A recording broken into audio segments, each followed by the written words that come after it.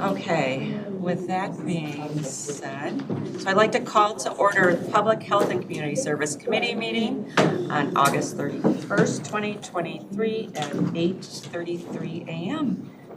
Can I get a roll call, please? Hendricks. Ness. Yeah. Yes. Shorten. Here. Van Hoff.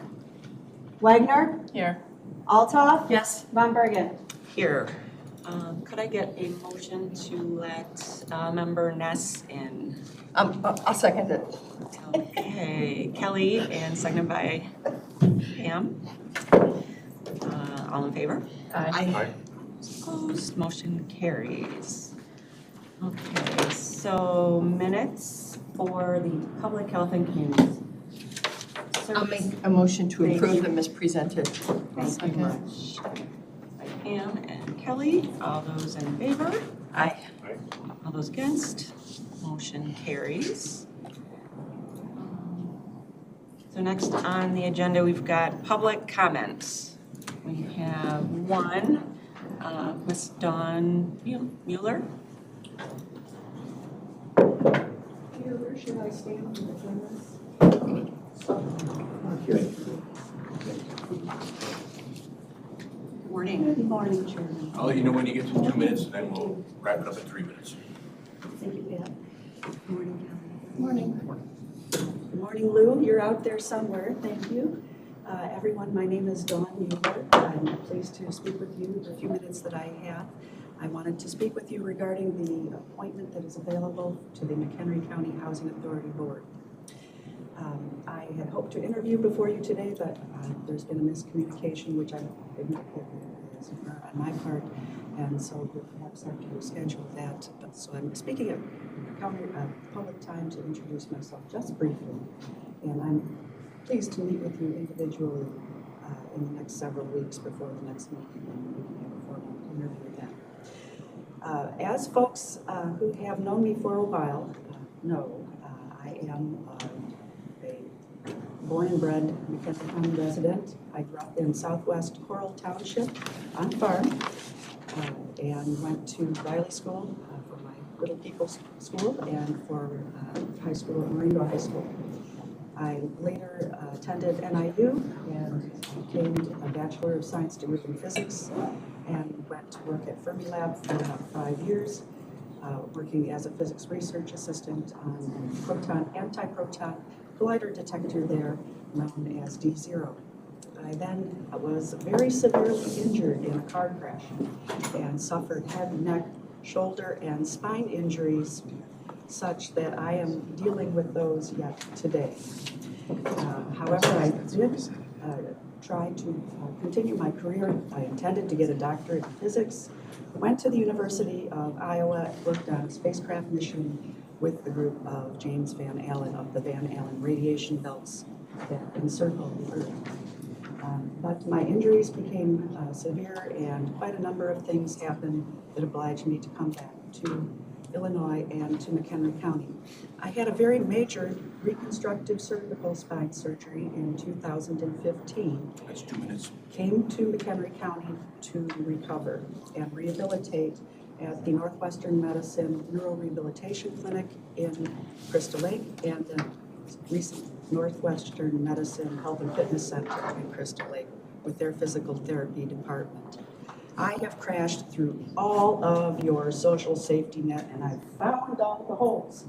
So, as a former client of the McHenry County Housing Authority, I can assure you that we have multiple ways that someone with an engineering background can help to improve and make more efficient with better use of taxpayer dollars and much greater efficacy in getting people rehabilitated and back to work. So I'm pleased to meet with you all later, and please enjoy the meeting. Thank you. And welcome, Member Van Hoff. Morning. Okay, so on to member comments. Do we have any member comments this morning? Kelly? I just want to make this committee aware because it's a public health issue. I spoke in law and government. There is a bill in legislation at the state, still in committee, called Ethan's Law. And it is basically providing safe storage, safe gun storage, safe firearm storage. It's a very simple law or bill, which hopefully will soon be law. But I want to bring this up because gun violence is the #1 death of children, cause of death of children. So I'm just bringing it up here so we all know, and I did ask Alicia to track it in the legislation so we know where it goes in the state. And it's very simple. It just says if a person has a minor or another person in that residence who's ineligible to possess a firearm, they just have to store their gun safely. And I'm going to be tacky because we do this. Kelly asked the committee at Law and Government, and the committee basically directed Alicia to track that bill as part of the program. Yeah. Great. Any other member comments? I'd just like to reiterate that that bill has been very successful in several other states. I think 11 states have passed it.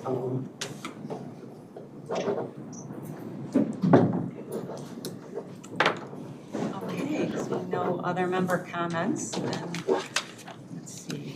Thank you.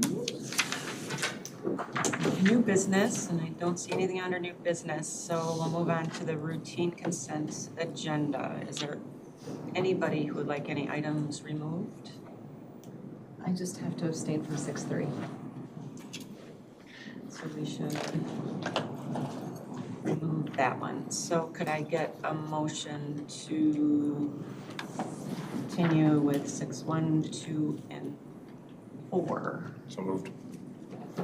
I'll second that. And Pam seconds. Could I get a roll call, please? Ness, Yes. Shorten, Yes. Wagner, Yes. Van Hoff, Yes. Altoff, Yes. Von Bergen. Yes. Thank you. And I'll make the motion to approve the resolution 6.3 that authorizes the Continuum of Care Program annual project renewal subrecipient agreements. Second. Thank you, Mike. Any discussion other than your abstaining? Okay, can I get a roll call for that one, please? Wagner, Abstain. Van Hoff, Yes. Ness, Yes. Shorten, Yes. Altoff, Yes. Von Bergen. Yes. All right, moving right along. Nice. We are on to budget reviews. You were going to put your name. All right, I was going to say, and the music stops. So we'll start with CDBG and senior services. Hi, good morning, everyone. For the record, my name is Hans Mock, Community Development Administrator for McHenry County. And with me today is Brandon Kiker. He's our collaborative applicant for the Continuum of Care. Eric sort of represents our Unified Funding Agency portion. And then we have Michelle Halverson, who is our Let's Safe Homes Program Manager. Okay. So our budget for 2024 is just over $7.8 million. We have a team, which will be on the next page, a team of a total of 7 that we've gone down actually in the number of people as of the beginning of the budget from 7.4. We had a split staff person that was with P&D. The Let's Safe Homes program that you just passed through will be a budget reservation that occurs over the next year because it's being put into the budget for this year. So that is incorporated into our budget. We do have legacy programs that are continuing for the next 3 years. There's CDBG COVID funds, home ERP, and the Treasury funds. So those are pretty decent amounts of money, particularly the Treasury.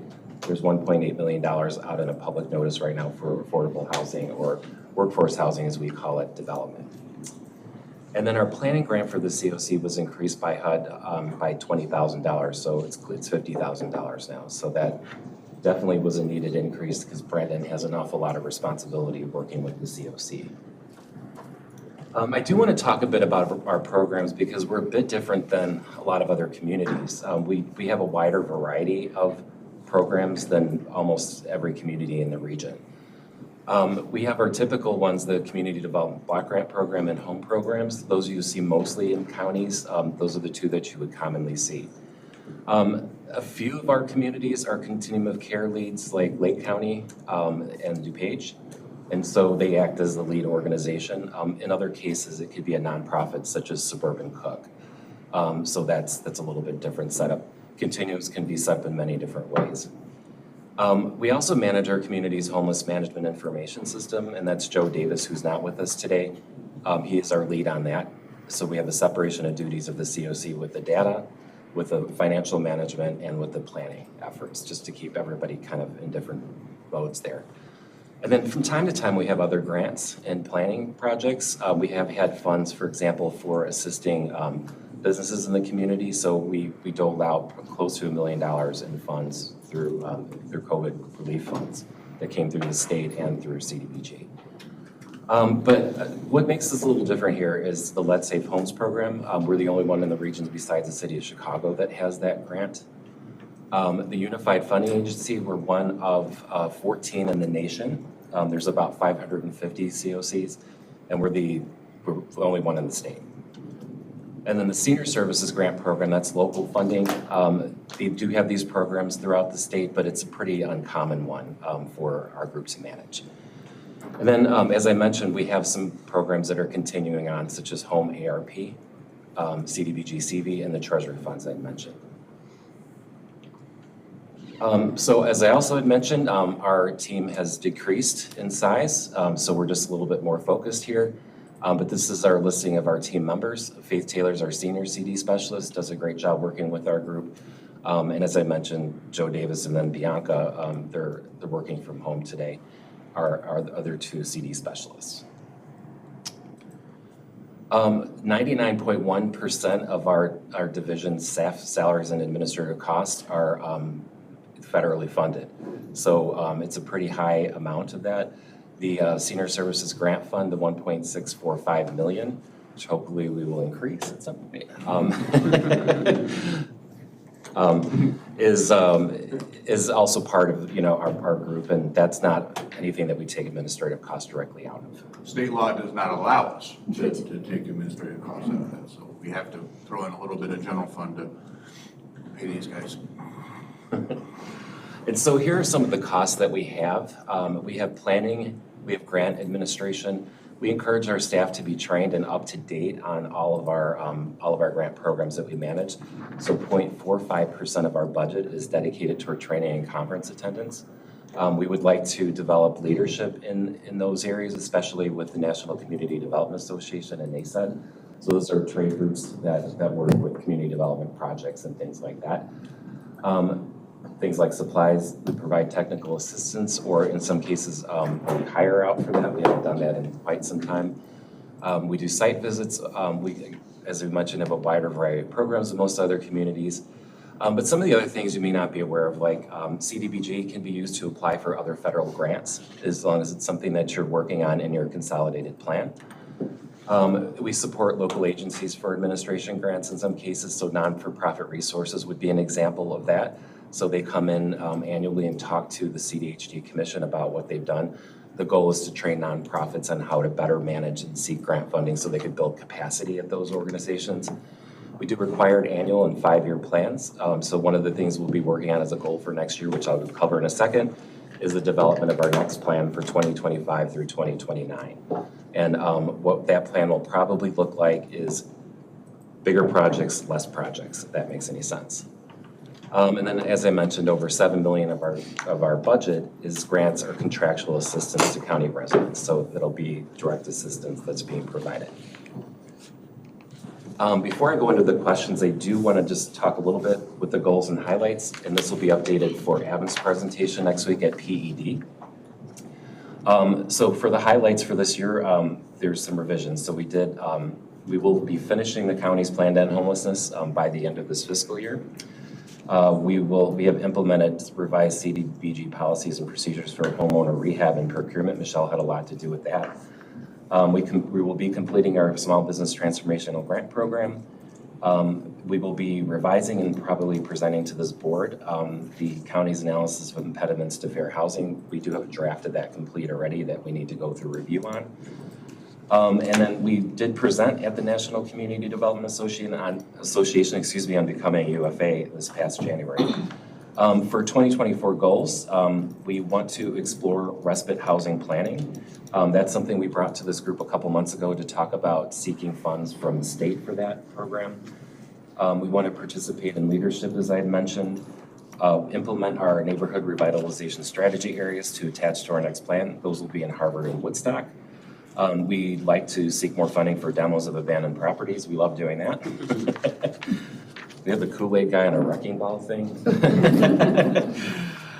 We want to look into land banking strategies as well. That's something that I think that we can work on for workforce housing. So that's something with R1. And then, as we mentioned, initiate the development of the 2025 to 2029 consolidated plan. That's a pretty intense and lengthy process to develop those plans. So that's the end of my presentation. Are there any questions that you might have? I don't have a question, just a comment.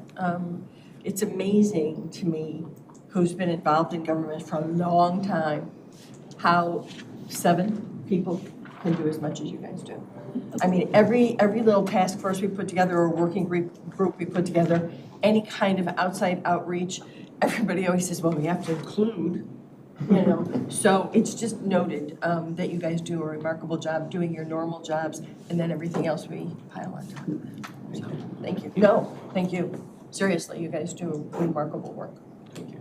And unbelievable coordination with other agencies as well. I have a question. Go ahead, Gloria. So ditto, Yeah, absolutely. Is the community development block grant, is that the same one that in Lake County does everything with Scylla homes? They probably do. So it's for any community with a county over 200,000 receives CDBG and sometimes home. Okay, so in McHenry County, because like in Lake County, I know that our first 3 Scylla homes at Riverside Foundation were possible because of the community development block grant. So in that situation, we had 4 individuals per homes. We're licensed to do more, but we kept our ratio 1-to-4. So the new homes that we're building, before I left there, I had a plan that we would increase to a total of 10 Scylla homes and then reduce the population at the residential facility from 97 down to 70. Because what has happened is that we're getting more individuals who are medically complex, but because we're not skilled care, we have to be very careful that we don't get individuals that we can't serve and that, you know, are not being served by us, and then it's not helping us because we have to have more skilled workers for that. So the new homes that are being built, we're going to increase the number. 3 could come from the our residential facility, but 2 from the community. So we got the community development grant for the next 2 homes that were built last year. Not built, but bought and purchased. So that was really great because we wouldn't have been able to do it without that grant. So is it possible to use that grant in McHenry County for Scylla homes? We have. Okay. So actually Leonette is here as well. Okay. So we have funding in from both the mental health work and community development block grant program to Clearbrook. Okay. In one case, we did it with home funds. It's not an ideal program because home is more about affordability, but it can work. But with CDBG, it was 2 of those. And so they have been looking to expand in this area of the county. Okay. And I think they would say the same thing. It's a ratio, typically 4 to 5 individuals live in, and it's an existing home in the community that they will acquire. They work well with their neighbors to ensure, where they're coming into the community, et cetera. But it's a great program for those types of activities. Yeah, I know there's one, I didn't know if that granting was the same, and I know Clearport does have homes in Crystal Lake, not too far from where I live. Yeah. And so they're in the community, nobody knows that individuals are living there who have developmental or intellectual disabilities, and very nice homes, very nice. Yeah. We're very proud of them. Yeah, they do a great job for us, definitely. Very professional Do organization. you have any idea how many we have in the county? Most of them are Pioneer. So at some point in time or another, we had provided funding for those community-based sites. And so in some cases with Pioneer, there's 2 that are more geared toward homeless. That's Jackson and Lawndale. That's one of the projects that you'll see listed on the COC page. But they do, I would say they have about 8 more in the community that provide similar services. I love Clearport. We are very, friendly with them at Awesome. Riverside Foundation. Awesome. Thank you. You're welcome, of course. Any other questions? Mr. Shorten? So, and if I misheard this, correct me, obviously, but you made the comment that it's uncommon for your group to manage senior services. Did I hear that right? It's typically managed in a different way. So ours previously had been managed by the administration. Okay. And we were just part of the process, starting at, I think, around 2014, Yep. before I was working here. So, yeah, the community voted for senior service levy in around 2003, Mhm. and it was run out of the county administrator's office for 11 or 12 years. Around the time when we hired this deputy county administrator, we kind of more generalized, because it was the former deputy county administrator who ran the program. I kind of more generalized the position and shifted the duties down to the community development. Okay. And obviously that's working. It's been working good. And then in terms of the size of the staff that you have, 7, is there any relative number to other counties and their staff size? Is there something that, are you making do with what you have, or are you doing well or better than what other counties are doing? So It was certainly difficult when we had 3.4 when I started working here. So I would say that I think it's a good staffing level. We do have the ability to use temps from time to time. That's part of our contractual budget that we could bring them in. So an example of that would be our roofing program that Michelle has just wrapped up, sort of the setup with Neighborly, our software that'll assist county residents. We're probably primarily focused on seniors. So there'll be some application processes like a temp can assist with, with helping those individuals it'll be a simple application to start. So basically like a sign up kind of a thing, a lottery to select the clients, and then the more intense application is to get all the documentation and everything. So that'll be something where a temp would be needed. The more intense one, they are going to need some help. I've talked to a number of the different residents, I talked to a number of the different residents that have reached out.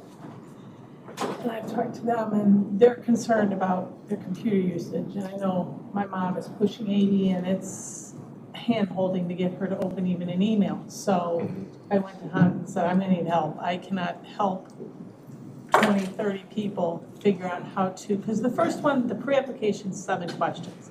It's yes or no. And that's to figure out if they fit into the focus of the program. So that's easy to weed out, folks. But then once you get into that 200 apps, and then we have a lottery to figure who we're going to focus and really help, who meets the criteria, then it's a lot of, okay, you need these documents. Okay, you said that you're up to date on your taxes. Show me you're up to date on your taxes, and they'll have to upload that information.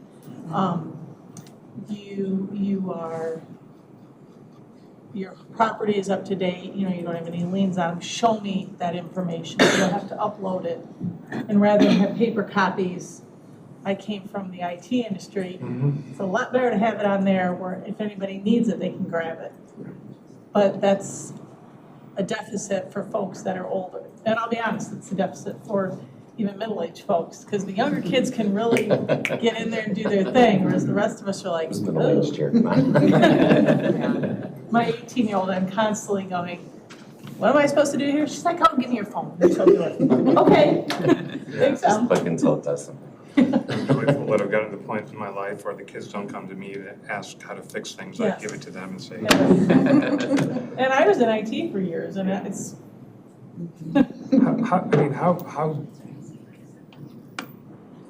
I won't dive into it now because it's not on subject. I'd like to talk to you about, like, how do we figure out how to bridge that gap, because generally speaking, you know, a lot of people's lives, whether seniors, juniors, or in the middle, is how to deal with complex processes. But that's, again, it's a whole broader discussion. We oh, can't get a hold of me. different That's something I'm trying to figure out myself, so. Maybe a future topic. Yep. And if you have any questions about the roofing program, I have. sorry. Lou, did you have a I question? do have a question. I do. I am curious about how, one of the things we heard at the mental health roundtable was adult people with adult children who either had a serious chronic mental illness or a developmental disability, and what would happen to them when those parents died. We heard that several times, and we know it's an ongoing issue in this county in terms of there's not an adequate supply of group housing for the population we're talking about. What are the plans by the agency to expand the supply of group housing in our county?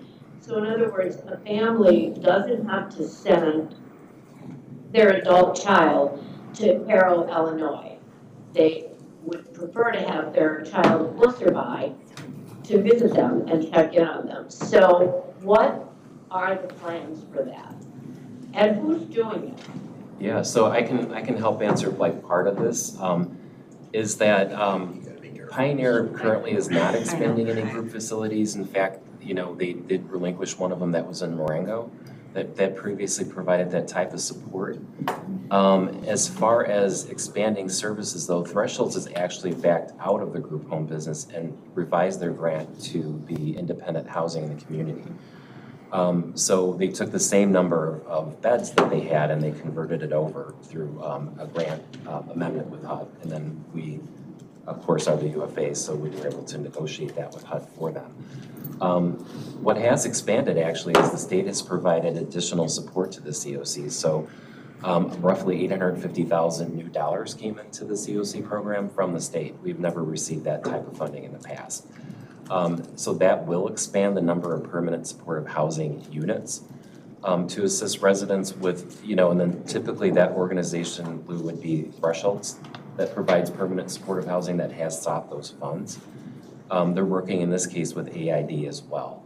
AID would be new to the COC program. So that was something that was quickly coordinated. That was unexpected, you know, that would be approved at that level. And so quickly allocated, thanks to Brandon's assistance with that.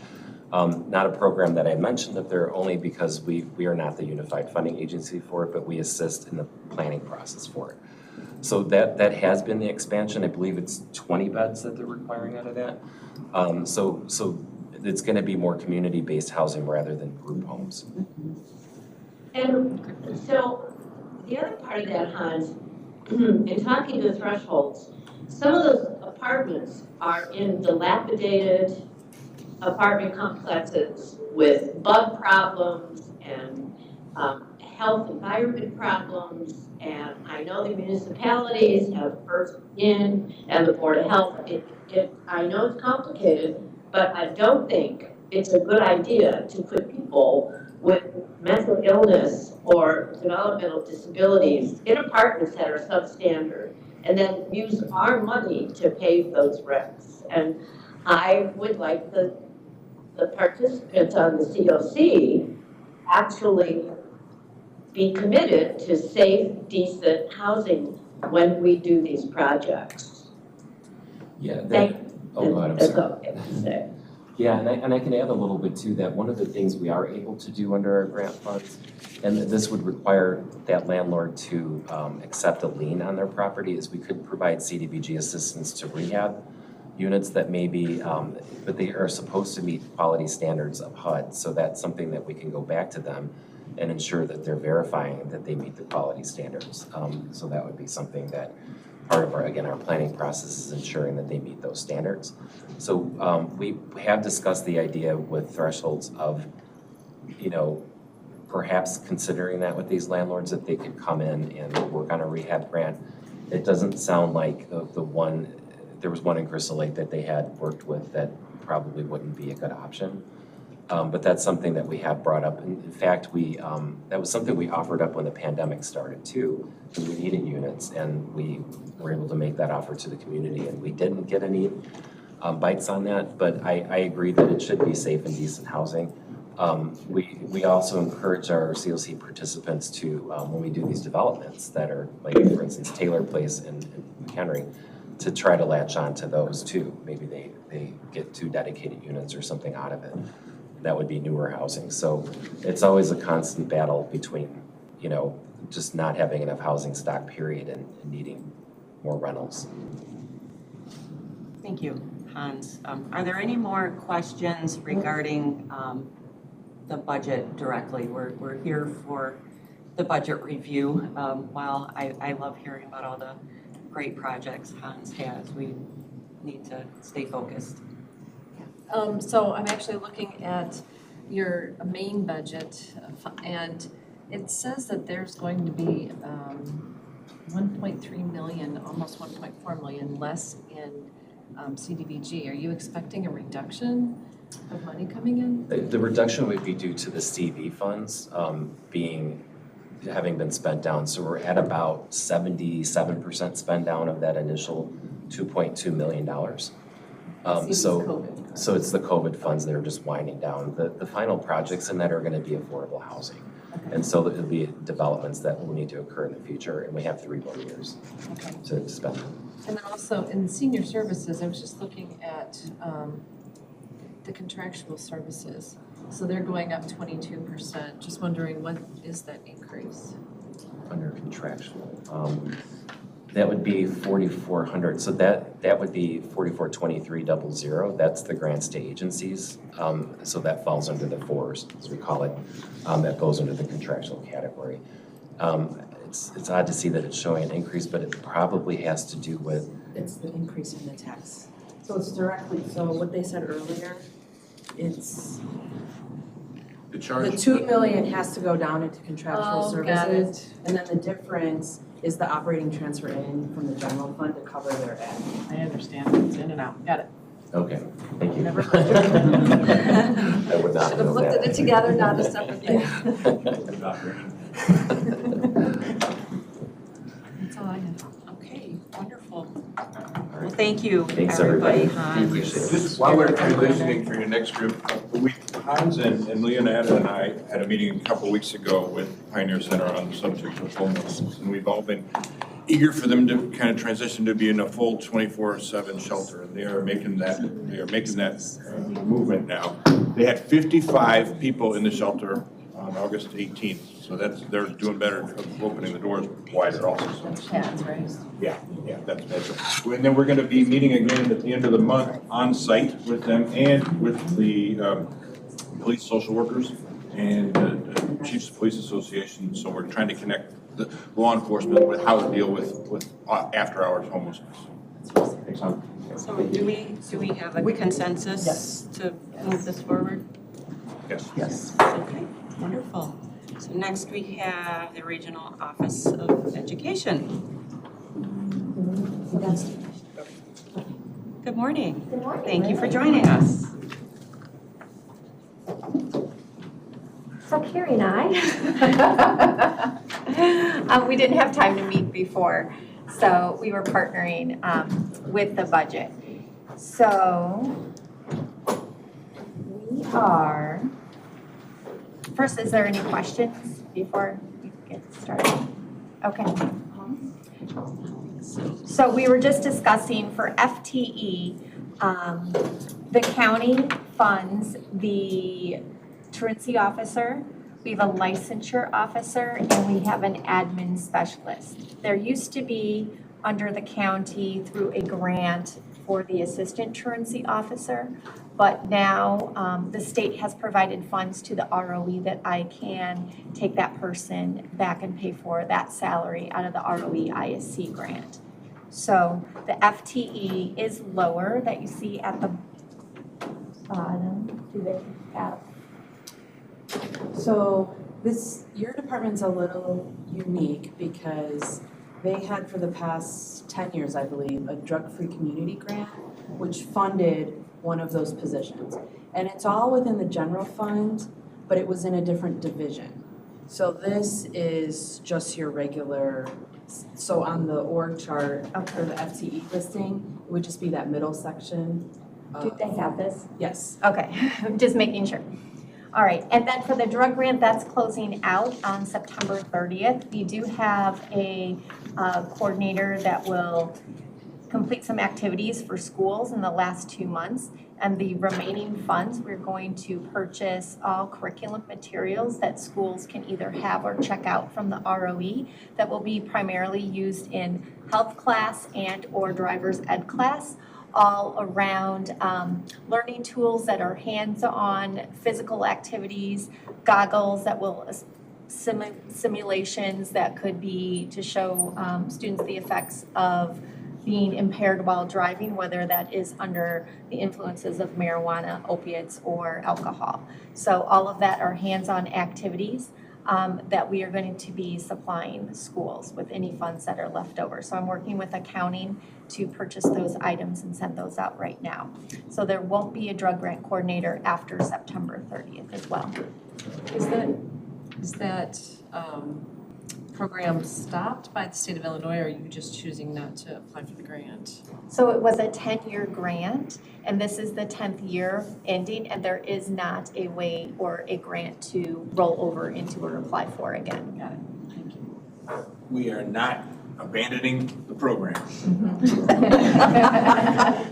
Between Leonetta and Melissa and Diana, we're keeping things going. We're going to use some of our American Rescue dollars funds to fund a quarter position. Is it a quarter of a position that we're funding? So the health department staff member is going to still be charged with getting the group together and continuing their mission. Thank you. And then moving down. Then for our FY24 projected, right? So for personnel services, Carrie, were you going to look into? So that's just that the, for the merit, that's what the small increase is. Okay. Merit increase should only be there. Contractual services stays the same from FY23 to FY24, and a slight increase in the commodities line due to fuel cost and mileage.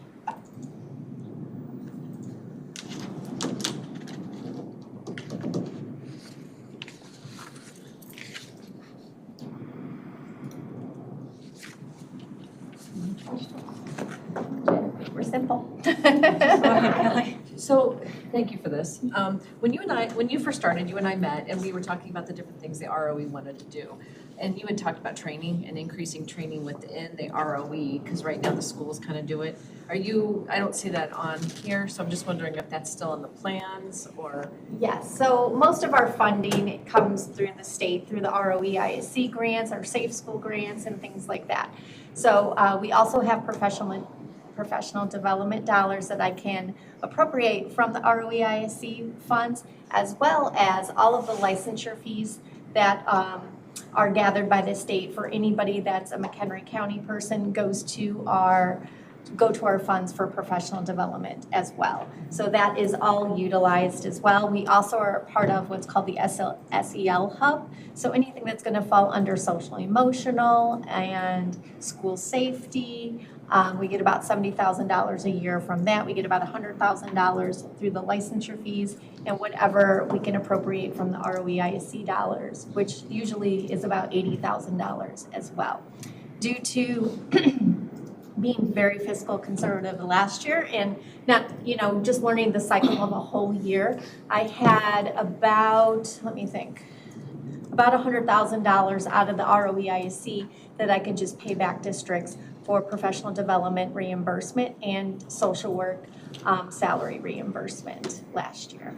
So that's all done in a different area. That's why it's not on here. Okay, thank you.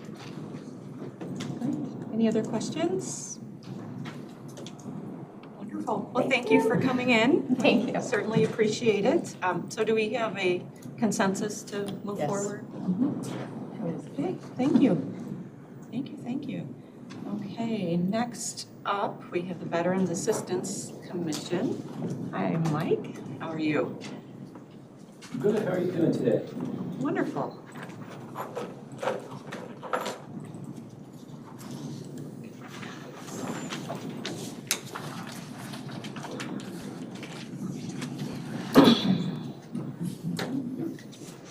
Well, I kind of wanted to focus on some of the issues we're looking at right now. One of my crazy hobbies is I enjoy economics, always have, studied it in college. And some of what we're seeing is stemming from all the spending that needed to be done during COVID. Right now, the governor had released his plan in May on culling some of the numbers that were added to the Medicaid rolls. And so maybe you've seen some of the commercials right now where they're saying, go ahead and fill out this form, and oh, by the way, if you don't have Medicaid anymore, here's where you can go for health care. So that's coming. And then the federal government also has a plan that hasn't been approved in budget yet, but it looks like they're further going to affect the Medicaid rolls in the states by some requirements that they're going to have on Medicaid. And the Congressional Budget Office is suggesting that if that passes, approximately 100,000 who are currently on Medicaid in Illinois will lose it. So these are things we're looking at, and it's kind of making me resistant to reduce the financial assistance right now, because all this is going to start in 2024. So I don't know what's going to happen. Other things that are happening on the federal end of things is it looks like they're going to be cutting employment assistance. So don't know how that's going to happen, if that actually does happen as part of the budget. So these are all things we're looking at. And with Michael, are there limitations to those programs if in the event all of that trickles down to our responsibility? I mean, like general assistance, are there limits, caps, thresholds, and once you meet them, you no longer can provide that financial assistance? the federal, and the way the state law is written regarding the financial assistance provided by the Veterans Assistance Commission is the commission decides how it's done. We follow what was legally tested at the township level. Now, it's more money than you would get at a township, so that way it would relieve the townships of having to deal with it. You know, we'll take care of our veterans, we'll make sure they get taken care of. So that's how we do it, and we have more than one type of financial assistance, as do the townships. So it's not frequent that and if they don't qualify for assistance from our office, they aren't going to qualify at the township either. What I really was going for, though, is if all of that does trickle down, we will have that autonomy to figure out how that money is going to be allocated, et cetera. Correct. So that's what I was going. Thank you. A little obtuse, but thank you. Another thing that we learned this past year, you know, is we've got wellness program on there. This is more proactive, and this was to address some of the problems related with suicide and self-harm. The idea was during World War II, Korea, the guys came back. A lot of them were the same neighborhoods, they had a place to meet, they talked with each other, they were their own mental health services. Right now, you've got a condition where a lot of them are separated, mainly due to technology. So this is the purpose of having these wellness programs is to bring them back together and talking again in an environment that's safe and conducive to them talking and no judgments. So we're partnering with Veterans Path to Hope on that. The VA is helping us with this as well. In fact, we've got our very first program. And the commission was so excited about this. They approved money to go to it before rules existed for it. So I couldn't spend a dime until I got them to approve a set of rules, which took about 3 months. So our first program was actually with the Sheriff's Department. And there were some sheriffs that wanted to learn more about working with veterans in crisis, and we coordinated with the Department of Veterans Affairs, Veterans Path to Hope, and ourselves to present a program for them. And next year, if they want to do that again, we anticipate they can actually do it for continuing education credits, because we'll have somebody who's gotten their certification being able to teach that. Some of them are highlights. I made some last minute changes because we managed to get them done this year, such as getting the education training. We wanted to send somebody to specific education training that's administered by the VA, because we get a lot of questions from the younger returning veterans about that. And the person at the McHenry County College is pretty good, but not everybody goes to McHenry County College. So we wanted to have that available for them, and that had been on hold because of COVID. They finally opened up a class, so we quickly got them in there. And like I said, I think the biggest thing though is how this wellness program is moving forward and what the goals of it are. And we just had an event yesterday. There was 26 veterans there, all eras, and it's great. And you mentioned, I think Lou was mentioning something about mental health and what's happening when the parent dies.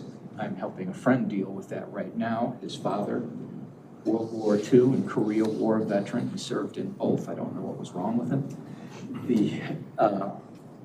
He passed away at 96, but he had a son, and I remember his son growing up. He always had mental health problems, and now with that connection to his dad gone, he didn't have the life skills to basically take care of himself. One of his brothers was there helping him until his brother died. Now he's in the skilled care facility in Cook County. So, just kind of addressing something Lou had mentioned on that, because I'm dealing with that through my friend right now. But at this point, I think we did a better job as far as separating what is the assistance programs and having them in a separate fund, the 2010 fund, 2210 fund, and then everything else is the cost to present the services and the cost of staffing. So if anybody has any questions. Always. So I saw in here that you help clients look for employment. Wondering, I know that Workforce Network is here, wondering if you refer them to Workforce Network for training and help with resumes. Yes, we do. And we're trying to fill a position right now, and I've never failed to be amazed at how terrible some of these resumes are. I'm going back several years. We had a position open, and I had a young veteran apply for it. His resume was so bad, I called him in so we could work on it. He said, I'm not going to hire you, but we really need to work on this, because no one is going to look at this and be excited. And unfortunately, I still see that. I think one of my favorites is somebody telling me how great of a mechanic they are and how they're great at fixing trucks and cars and how great of a service officer they'll make. Yeah, connect it, will you? So there's a lot of work to be done, and unfortunately there is a veterans outreach specialist that's assigned to cover this area, but I've never seen that person. They have an office in Lake County. I don't think I've ever seen them out here in McHenry County. And unfortunately, that's just the way things are. The funding was cut, and the three things that we're potentially looking at next year as far as an additional staff person is either someone to help us administer the program aid to help administer the wellness programs, an employment aid to help us with the employment issue if that ends up being the priority, and if we need to start looking at grants, which there's a bill, I think I sent it to you, there's a bill in Congress right now which will fund outreach from at a county level to veterans who are looking to get help filing for claims. And there's quite a bit of money for that. If that gets passed, there's also one in the state that I've been pushing for years now. They have a funding reimbursement plan in Illinois. It's part of the public aid code. If we prosecute a claim, get it before a judge and win that claim, the department is supposed to reimburse us in the amount of what that back payment was. And to date, that's not funded. And it's been on the books for years. So, Do that a lot. so I'm looking at ways to kind of get the state to help pay for some of this. Yes. Again, I understand in many circumstances, veterans have unique needs and comfort levels as to where they go for assistance. I'm just kind of a softball, but are we doing everything we possibly can from a financial perspective to ensure looking for employment and working, as Kelly indicated, with the workforce, or that we're really coordinating and doing the best we can to save additional dollars and yet provide the services that we need to do? I mean, I don't want us to be doing duplicative things because it's just easier to do that. So I just want to make sure that we're being efficient as well as providing the services that we really need for our veterans. When I last talked to Jeff about the possibility of this, and we're going back a little bit, the plan was to hire someone to work on his staff, specifically to help the veterans. Right now, I don't know what the priority is going to be because of everything that's going on. Right. So if the priority is going to be financial assistance and less about the jobs, then we're going to have to focus on the financial assistance. And there's too many what-ifs right now to choose which one we're doing unless I do all of them. Understand And I could become a kingdom, which I'm I just don't want saying to do. from our perspective, as we move forward and look at our strategic plan and things that we want to do, how do we have those conversations to help you and still serve our community and do it efficiently with the limited tax dollars? That's all I'm saying, Michael. So thank you. Oh, yeah, and one thing I'd like to do, I'm way up bring it here. up, Tracy, is, I'd love to do a presentation, show you what we're doing, show you where the shortcomings are. I mean, the PACT Act was huge. They extended part of it for healthcare till tomorrow, for getting people into VA healthcare. But there's confusion on the PACT Act too. I think everybody thought the PACT Act ended on August 28th, and it didn't. It didn't end at all. It's just that when they pass a law that affects presumptive conditions, which they did, they get backdated up to a year or the date this law was signed. Everything in the PACT Act is still there. And the people we really need to reach on that I think aren't realizing that they have benefits are the surviving spouses of those whose loved one died because of environmental exposure while they were in the military. So reaching the surviving spouses is a big issue, and that's probably going to be a focus of our next article in the Northwest Herald, is making sure that the surviving spouses know. Take a look. What's it going to hurt? The VA may have financial assistance that could help you. Any other questions? Yeah, I just have one question. What do you think the biggest problem or the highest need of the vets in McHenry County are? Well, I'm going to be talking to a friend who's one of his combat buddies committed suicide over the weekend. And I think mental health is a huge issue. And that's where we're targeting wellness programs at. I think there's still a homeless problem in the county. Unfortunately, yeah, I'm just not sure which solution is the best one because all of them are expensive. And, it's just what is going to work the best, what has the best record. I once said to somebody, having the money and spending it appropriately are two different things. So there's some research that needs to be done to find out what the best thing. I was talking to Hans about a possible solution earlier today, before he presented. So those are two issues.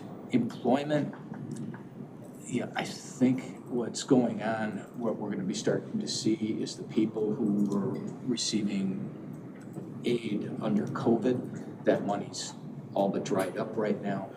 And I think we're going to start seeing more of those, and they've been out of the workforce for a little while now, and it's getting them re-engaged. And that's where helping the workforce network is going to come in handy.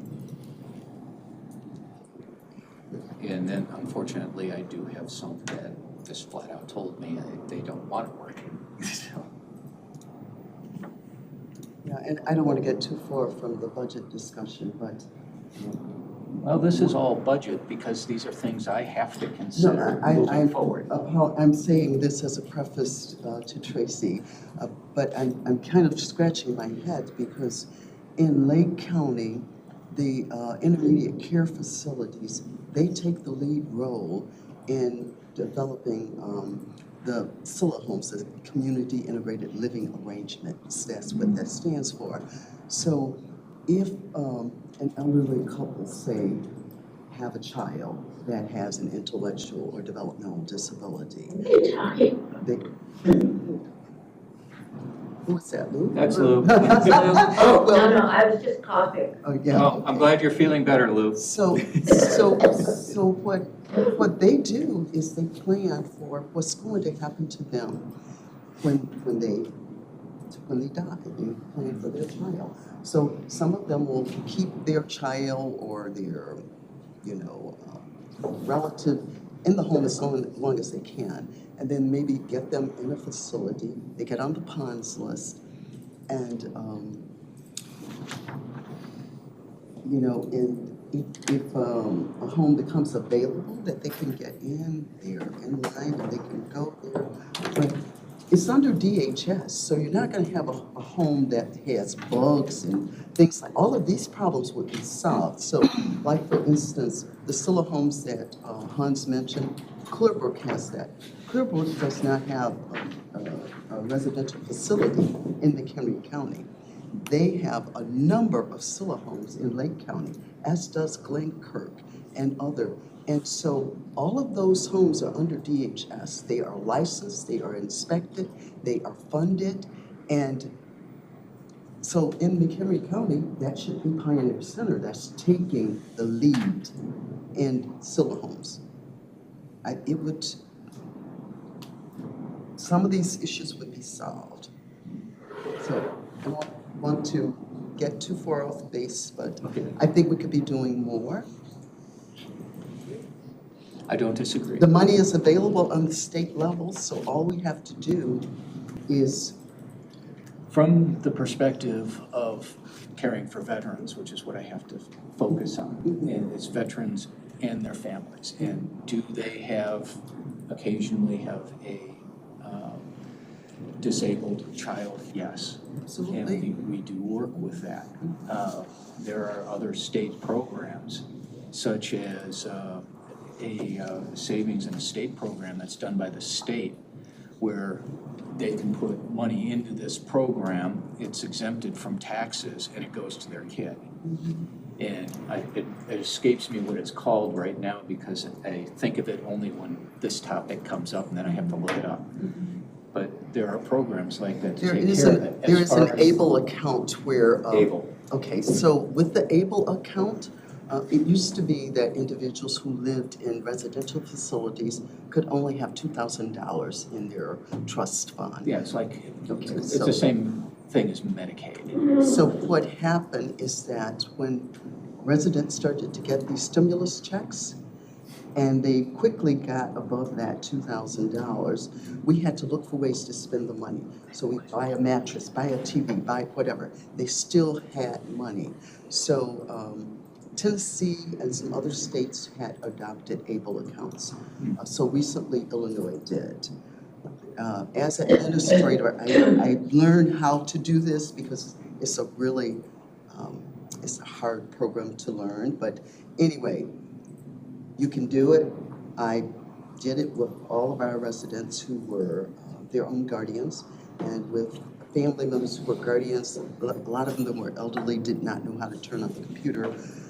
I helped them to do it, and so now they can protect $25,000 without losing their benefits. So this is something that is really, really important, and we should be taking advantage of it. And that is something I discuss when that subject comes up. Yeah, so. But it's good to know that you know how to do that. It's enough for me to understand the VA. Okay. So. Okay. I have a question. Mike, you know, the National Legion, they just released the data on the increase in Army and Marine active duty suicides for 2023, and they farmed the 2022 to this point. So your wellness program is really a critical prevention structure for veterans. And I have looked at your budget, and do you think that your request is adequate to support what I suspect will prove to be a significant program for preventing suicide for veterans in our county? Do you think that what you've asked for will do the job for 2024? Good question. I don't have an answer because it's still so new. I don't know what the pattern's gonna be. I suspect that it's gonna be higher, which is why I put the supplemental in as kind of a, maybe we need to come back and ask for more, maybe not. Okay. But that's why the supplemental is in there, because I don't know what the outcome is, because this is new. I'm unaware of any other VAC doing anything like this. I have no data on, I have limited data on how this works. But I do know when you get people together and they start talking, it's gonna eliminate that isolation and some of the other problems that are associated with them getting this sense of hopelessness and starting to consider self-harm.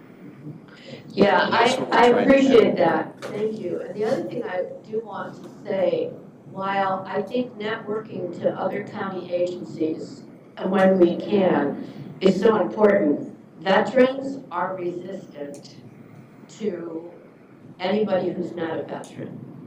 I've learned that over the years, that they really prefer to be in conversation with someone who's had boots on the ground and has that. I mean, they will use other services when that veteran service officer gets to know them and they trust them, and then they move into. But as far as vets can be adamant about wanting other vets, helping them through the process. I think that's just something you deal with. Can you talk about that just a little bit? Because I think Pam's question is well taken, you know, being efficient and using other resources. But it can be difficult with veterans. Gee, I don't know if I know anything about that.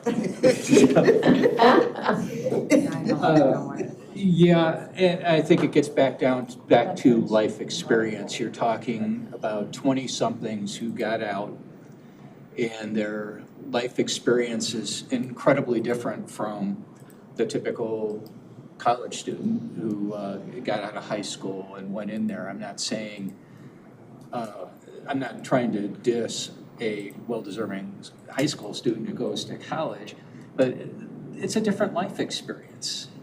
They've seen things, and you know, one of the biggest comments I get from some of the younger veterans when they go to school is they don't understand what these kids see as so dramatic and drastic. My nephew, when he got out of the Marines and he was going to a college, I believe in California, they had this roundtable discussion about the stress of going through COVID. He was like, I was in the desert fighting. Who the hell cares about COVID? He just couldn't relate to what they were going through because of the drastically different experience that he had compared to other people his age. And that's where you get some of that resistance, is there was too much of a difference in life experience with people the same age. Does that answer your question, Lou? Yeah, I think it does, and I think that the I think you military can attest to training, that. the formation Yeah, of absolutely. you as the way that they form and train you as a soldier does separate you from people who haven't had that experience. Thank you, Mike, I appreciate it. Kelly, so I have a question on the budget. Your tax revenue, so I assume you are asking for a tax levy increase since from 550,000 to 660,000. So Is that what I wrote? an increase of 110,000, and that's allowable by this new law, correct? What's that? It's allowable by this new law, so.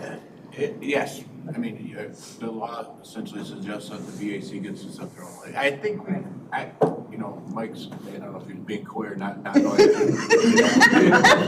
I am hoping that as we get a little bit closer to the end, that number maybe could be adjusted a little bit, but the reality is, if the VAC says they want it, they get it.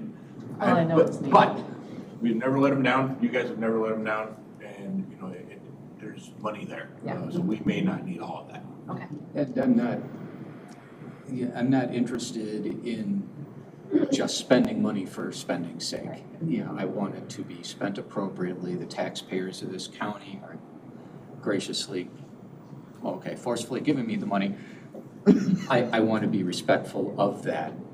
And I want to make sure that we're doing the right thing, not just something. And you have been a very good fiscal steward of the money you've given, so thank you. I'm not judging at all, I'm just making sure. Yes, you are. Thank you, Mike. We appreciate you coming in and definitely appreciate your work. Thank you. And I do have a note here that I will take you up on your presentation offer Yeah, I got a nice. in the future. I mean, I got a nice 10-slide presentation on the PACT Act, and we can add a few more on what's going on with the wellness thing. And it was really well received already. We did that at a presentation in Hoffman Estates for a regional elder wellness fair. And that was very well received over there. And I think I put it in language that people understood. We're doing an elder wellness thing here. Yes, we are. We're going to be doing one in November. It is a veterans wellness thing. The Department of Health is going to be helping us out with that. It's a big event. You're taking all the rooms, right? At least 2 of them. Can you let us know when that is? Sure, you're welcome to come. Thank you. That is Like November 6th. something like that. We'll get out. so do we have a consensus to Yes. move forward? Yep. With this budget? Okay, great. Next up, we have health and TV. I thought you said TV. Not me. I know. Thank you for joining us. Good morning. This is Karen Dietz. If you haven't met Karen, hopefully you all remember Karen. She is back with us as our fiscal operations manager. So we'll try to keep it brief and go from there. So just for starters, we have a mix of revenue. Roughly 67% of our budget comes from grants, licenses, fines, and fees. And only 33% we're projecting this year is going to come straight from the general fund. Our 4s and 5s, we have a small increase in our 4s and 5s this year. We have grants that overall are showing an increase. So those expenses go up with those grants. And then we also, like other departments, are seeing increased costs of doing business. So increased costs in private labs, our after hours calling service, that has gone up, as well as our janitorial supplies. And then as far as supplementals for Department 51, we're looking at reclassification of 3 positions and 2 vehicles in our environmental health division. We do have a fleet of vehicles, but because so many staff have to be out in the field, we don't have enough cars to ensure that they can go out. And then we have some increased requests for supplemental in our contractual veterinarian and staffing costs for animal control. You said something about 4s and 5s? Oh, sorry, so contractual, I guess that's our lingo, contractual and commodities costs, right? Those are the ones that, for the maintenance budget, you try to keep the same year over year. Okay. Never heard it called that before. 4,000s, 5,000s, yes, we can call them lots of different things. So that's Department 51. Does anybody have questions about 51? Yes. Department 51. Sorry, okay, so in the health department, within the financial system, 51 is the health department. TB is Department 52 or 5200. So we separate those out so we can track the expenses a little differently. Okay, then I have a couple questions on Okay. if I'm looking at the essentially FTE numbers, it's gone from 107 to 120.68 from 2019 to 23-24. 14% increase in public health nursing in terms of headcount, and then almost 17.5% increase. I'm sorry, 17.4% increase in environmental health. In looking at these numbers, these FTEs, are these, some of them roll up under grant money or? Oh, yeah. Okay. And just so you know, we did notice the FTE form. So for 21 and 22, and I will get this updated, we didn't go from 21 to 22 from 106.8 to 119. So that didn't happen in a year. There was actually, we went from 106.8 to 110.26. So there was still an increase, but it didn't jump from 106 to 119. We just noticed that, so we'll get it fixed. Okay. And then from 22 to 23, it went from 110 to 119. Yeah, so it could be a variety of things. So recognizing that we need more staff for a particular service, but with grants, we often bring on staff for grants, and then we also have a few additional staff that have been brought on through the ARPA funds. So we're reflecting those FTEs here, but the cost may be covered by ARPA or a grant. So, and you guys get the focus because of the numbers and what have you. Do we have something that delineates between what positions are funded by grant money versus what positions are funded by? Well, we have that information, it's just not in the packet. So if you're interested in that, I could send out a follow-up email to let you know how many positions are grant funded. And some positions are not 100% grant funded, some are sit on the general fund. So what we tried to do is, there were some positions that were created on the general fund, but when we get a grant, we will bill some of that personnel off to the grant, right? So we're constantly trying to be good stewards with the county's money to not just keep it all on the general fund. If we have a grant that supports that position, we will put it on the grant. But those grants fluctuate year over year and deliverables change, so we have to change the staffing year over year. But the percentage that comes out of the general fund is delineated. You've indicated that, that's 33, Yeah, right, so. And it goes up and down. Last year, it was actually lower. In 22, roughly 19% of our revenues or expenses, were covered by. So that's my general point fund. is again, I'm trying to figure out where you're going with that. If you have one percentage, you know the other.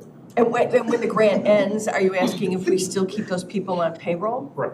Okay. Okay, so that depends on whether or not the position was created on the general fund or was the position created on the grant. If it was created 100% on the grant, then yes, the position goes away when the grant goes away. The same thing is for ARPA. We've baked that into all the ARPA resolutions that if when ARPA goes away, that position goes away, or we may come back to you at that time and say, we still need this position, but now we're asking for it to be moved from ARPA to the general fund. And those people who are hired are notified at the time that they're hired? At the start, correct? I know, I'm just. Yes, thank you, thank you.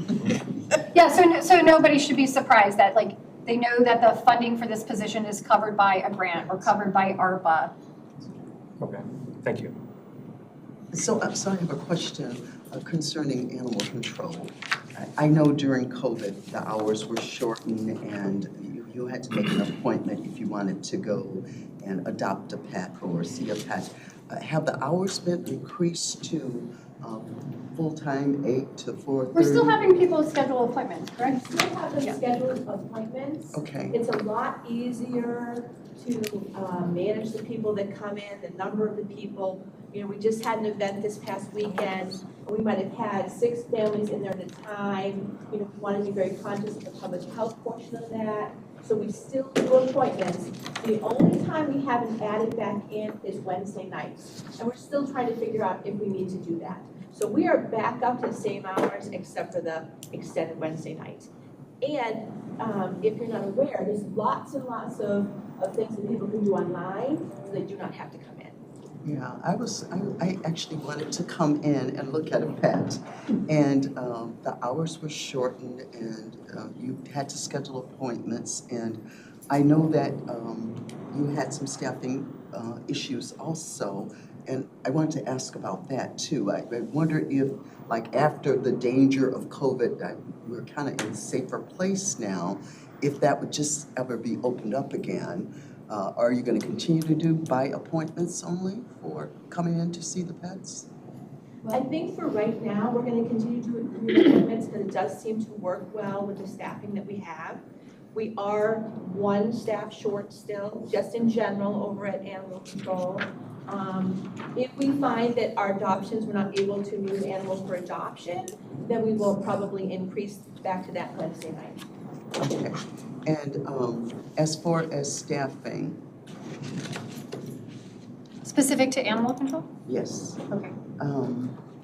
Now, I know there was an issue with because with the pay, I know that a lot of people come there and get trained and then they go away and work out of vet's office where they make a lot more money because the pay there was considerably lower. Has there been a pay increase? Okay, so actually there was on today's agenda a resolution. So when at the last compensation study, the union employees were not included in that. So there wasn't, for the animal control officers, there were no comprehensive personnel questionnaires on file. So we just recently worked with HR to do that process. So we are increasing their grades. So we hope that is something that helps keep them here. Yes. Because they do get good training there. It's a training ground. And I know that's true for a lot of jobs. That's true for attorneys too. My daughter was an attorney out here for 5 years before she went into private practice. So that happens a lot. Sometimes you just can't keep good people, but you shouldn't lose them because of the pay. Thank you. Other questions on 51? I don't think so. Okay, so then 52 is our TV, and again, really no changes there. It's mostly staffing, personnel services, and contractual services. We have a contractual physician who oversees that program, and then medications is pretty much what is covered in our TV budget.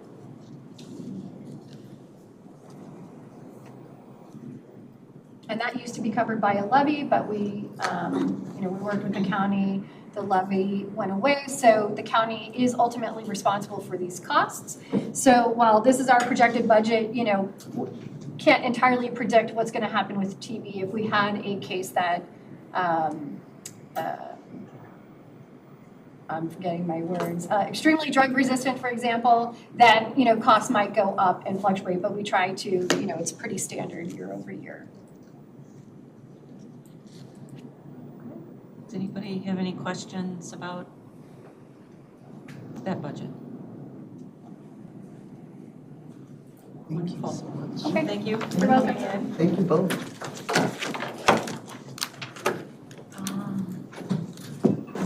Consensus to. Do we have a consensus? Yep. Forward with this? Yes. Yes, okay. Wonderful. Welcome. Good morning, how are you? Good. How are you? Thank you for joining us. We're here, I'm Jeffrey Pointer, I'm the Program Director for the McHenry County Workforce Network. And with me is Jake Roan, the Executive Director for the McHenry County Workforce Network Board. Our program is funded under the Workforce Innovation and Opportunity Act grant that is passed from the Department of Labor to the Department of Commerce and Economic Opportunity at the state level and into the local workforce areas. We are solely grant funded. All our expenses are borne by our grant and our supplemental grants that we receive. Our budget is built upon a portion of our previous year program year grant, because we get 2 years to spend it, a portion of our current program year grant, and the expectation that we have a flat funding going forward for the following program year. As well as this year we have a it's called a 1E, or a rapid response grant, that helps fund training for dislocated workers and incumbent workers. That total of about $218,000 to supplement. The purpose of our program is to assist workers in McHenry County be employable. Now, whether they're unemployed right now and seeking a new job, they may need new skills. Whether they're underemployed and looking for better employment, or whether they're currently working and need skills to retain that employment. So we work with employers in that. So our funding coming through the Department, from the Department of Labor to CEO at the state level.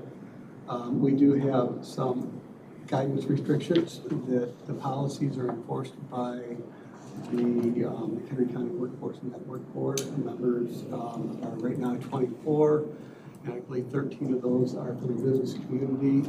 The composition is dictated by the statute that the majority of the board, 50% plus one, must be from business decision makers in the county.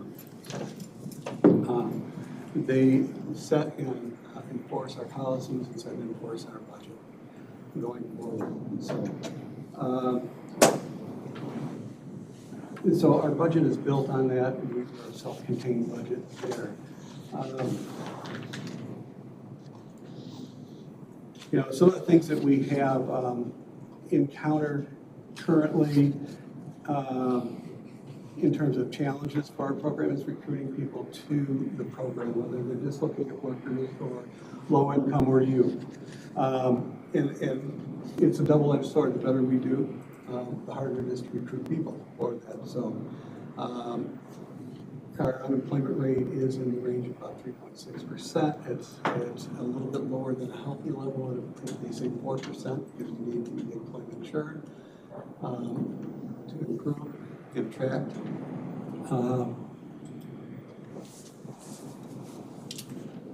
And we're also competing with other grants in the county. And so the college gets grants to assist workers and youth, and we're competing for the same customer pool there. So the ARPA grant, we're competing with the community college and with the Illinois Manufacturing Excellence Center in serving workers and employers. So we work in tandem with them, but we also compete for the same customer base. So one of the things that also hampers us is increasing expenses. Our funding has been fairly stagnant. Actually, if you take into consider the cost of living, we haven't seen a real increase in funding.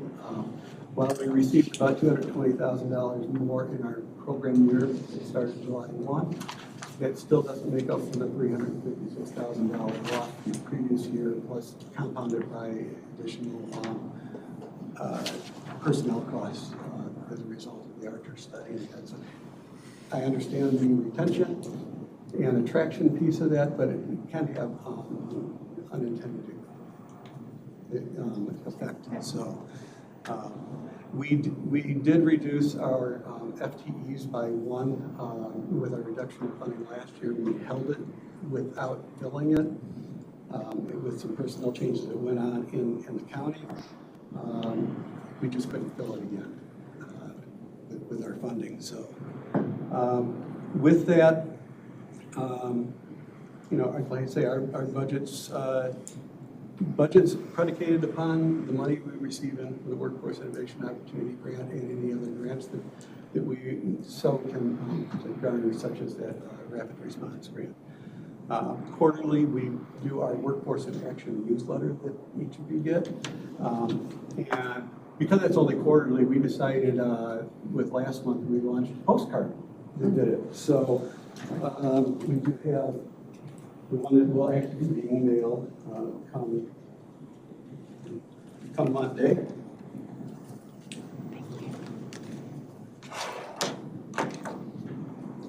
So to share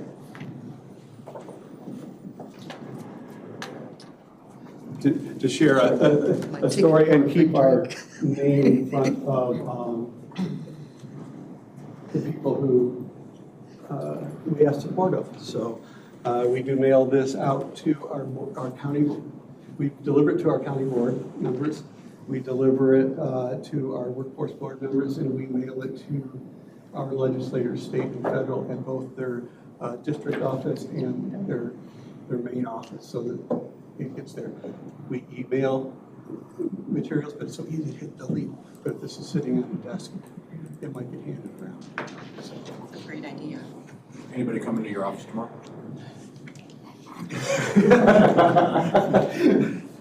Scott and Peter, right? So tomorrow we're going to have a Representative Bill Foster at our office for a meeting. There is a bill going through the House that is a little concerning. It's going to be cutting some of the youth funding from our program. We want to make sure we have a discussion with him about that. So that's on the House side. The Senate side does keep our funding level. So we just want to make sure that our voice is heard because we don't want to lose that funding for our youth. It's definitely very important. And also part of that, they do cut a senior employment program. And one of the ways we helped to fill the void when we did lose the one FTE is we brought in some senior employment interns through the senior employment program. So that has helped to make sure our staff is whole and we have that admin support. So this conversation is going to focus on that, make sure our voice is understood, and really understand what we do. Because I think that's where our focus and why is it so important that keeps going.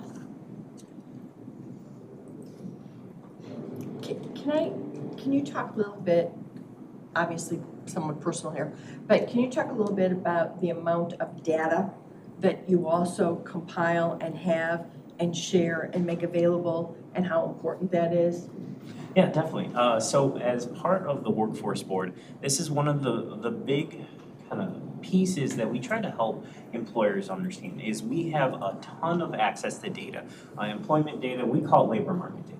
So this is understanding what kind of inventory of workers there are, what kind of pay they're receiving, to really understand those pieces. And we put out every year a labor report that's very extensive, goes through a lot. It goes through even understand how many individuals are going outside of the county to work, how many are coming inside of the county to work. So it goes through a lot of different areas, but this is also something very helpful for not only new companies coming in, so they understand what is the inventory of the work base, but also companies that are looking maybe to change, maybe to add some individuals, or understanding where are they in the marketplace. Because as we're getting more and more competitive with employment, it's becoming harder and harder to keep their employees. And so they have to understand, where are they? Are they paying in that middle area, or are they a little low and that's why they're not seeing people? So we are trying to help with that. So we have that ability, and I know, so I'm part of the workforce task, the housing area, and really trying to understand where is our individuals we need to help with that. What population? So that's our teachers, that's our police, firefighters. They're not getting the amount of pay to necessarily afford sometimes housing, so how can we help with those things as well? Go ahead, Kelly. So it's interesting, not until I got in government did I realize you don't want a really low inflation rate. Because that's what they talked about on the news. Oh, it's low, it's low. That would be great for people who are working, but not for employers. So a couple things. First, with your reduction of 1.25 in FTEs, is that hurting the work that you are able to do for the community? We've been able to supplement that through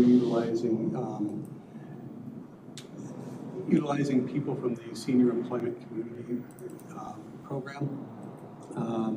So at the current time, no, but if the House bill has its way with the budget, that eliminates the CSEP program, eliminates that potential. And that CSEP program is for anybody, individuals that are seeking to get back into the workforce, age 55 and above, to learn real world skills in a work situation. So we actually host 2, and they're anywhere from 18 to 24 hours a week, and it fluctuates. And we can be told Friday that next week they're 24 hours, and then in a month, told on Friday that next week they're 18 hours. So it's really based on the funding that's available there. So we've also been able to utilize it because we have to spend, on our youth program, we have to spend 20% or more in work-based learning, and we're somewhere in the range of 60% of our expenses being spent in work-based learning for youth. And 75% of our spending in youth has to be on out-of-school youth, so it's really kind of easy to do that work-based training. We have brought in regularly people from our program for that work-based learning experience to help with some administrative duties, filing.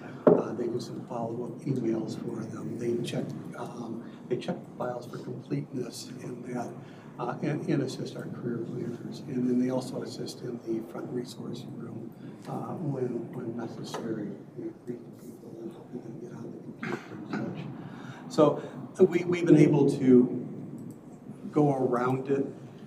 No, they cannot do as much as Carrie did in our office, but we've been able to take those things that are very sensitive or very restrictive in access, and Jake and myself and Chris and Natalie have absorbed those pieces. Do you ever anticipate asking the county if it becomes, if you don't get enough money from the grants or from the governments, asking the county to supplement that? There's been some discussion on that, but we haven't gotten to that point. And you know that the expenses continue to go up. I have to look at personnel and organization within our department. What percentage of your budget, I don't know if you know this or not, is state funded versus federal funded? Well, it's all federal funded. It's all federal. It's a pass-through grant. I didn't know. Okay, great. And we also, on our adult and dislocated worker programs, we must spend at least 50% of our year's expenditure in direct training expenses. So some of our personnel costs are bundled into that because they're supporting work-based learning and helping write a training plan and doing mentoring.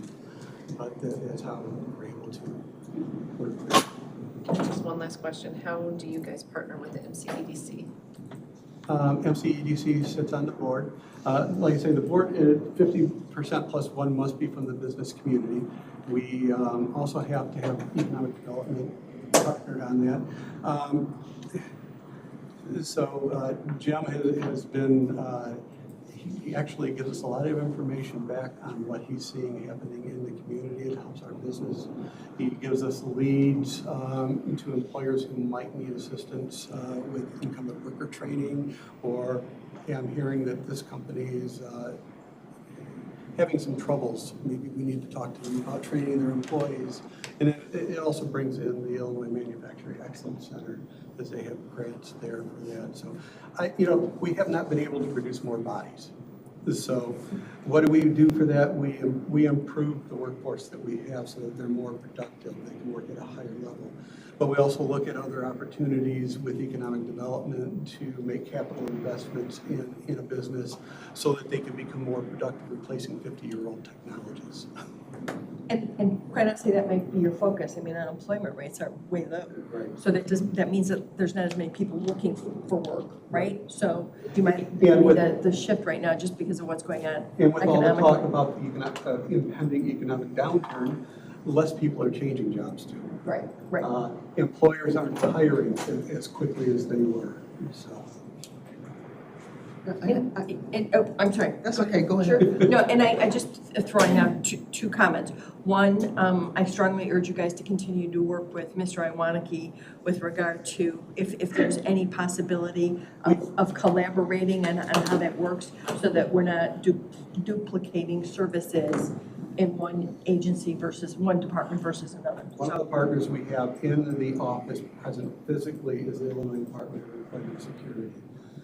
They help staff our they help staff our resource room, and they do the employment services in terms of some of the things that we partner together: resume writing, applications, how do you interview. So we partner with them on their reemployment services program, and we also get a chance to spotlight our other services to encourage people to participate in those. But it also gives us a pool of candidates that we can invite to our program if we need more training. Oh, I hear that XYZ company is looking for a welder. You just got laid off as a welder. Let's see if we can do that connection. So I just wanted to be clear, when you using the acronym FTE, you're talking about full-time equivalent, yes. Okay, I thought so, but I just wanted to be sure because there are a lot of acronyms flying around. And you mentioned that you work directly with employers. Do you reach out to individuals at all? Can they come to you directly? We work with both.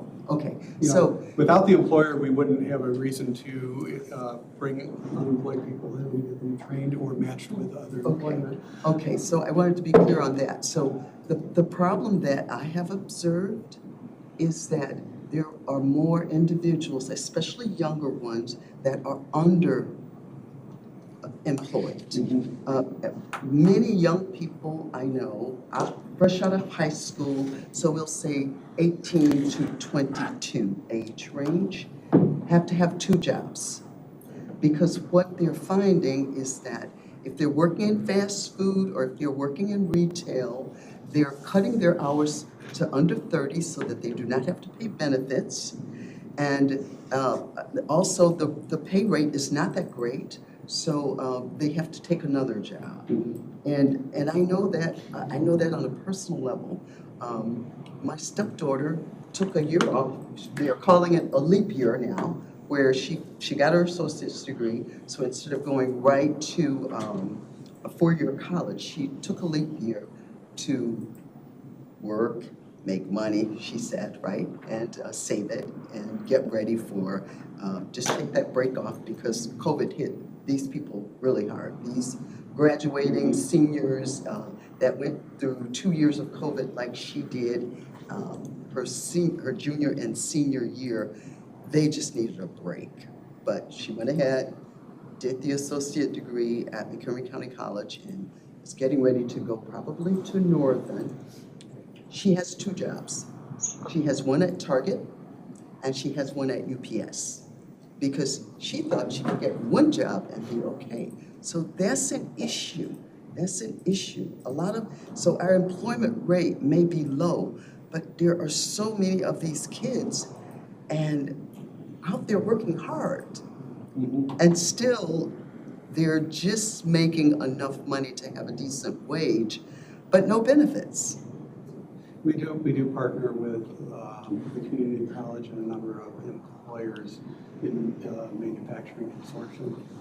So we look at that. We just have a young man that started yesterday working as an intern at BTM in Woodstock. He will do 6 weeks there, then he's actually going to transfer over to Matrix and learn some more skills. And it already sounds like, because of his background, they're looking to hire him.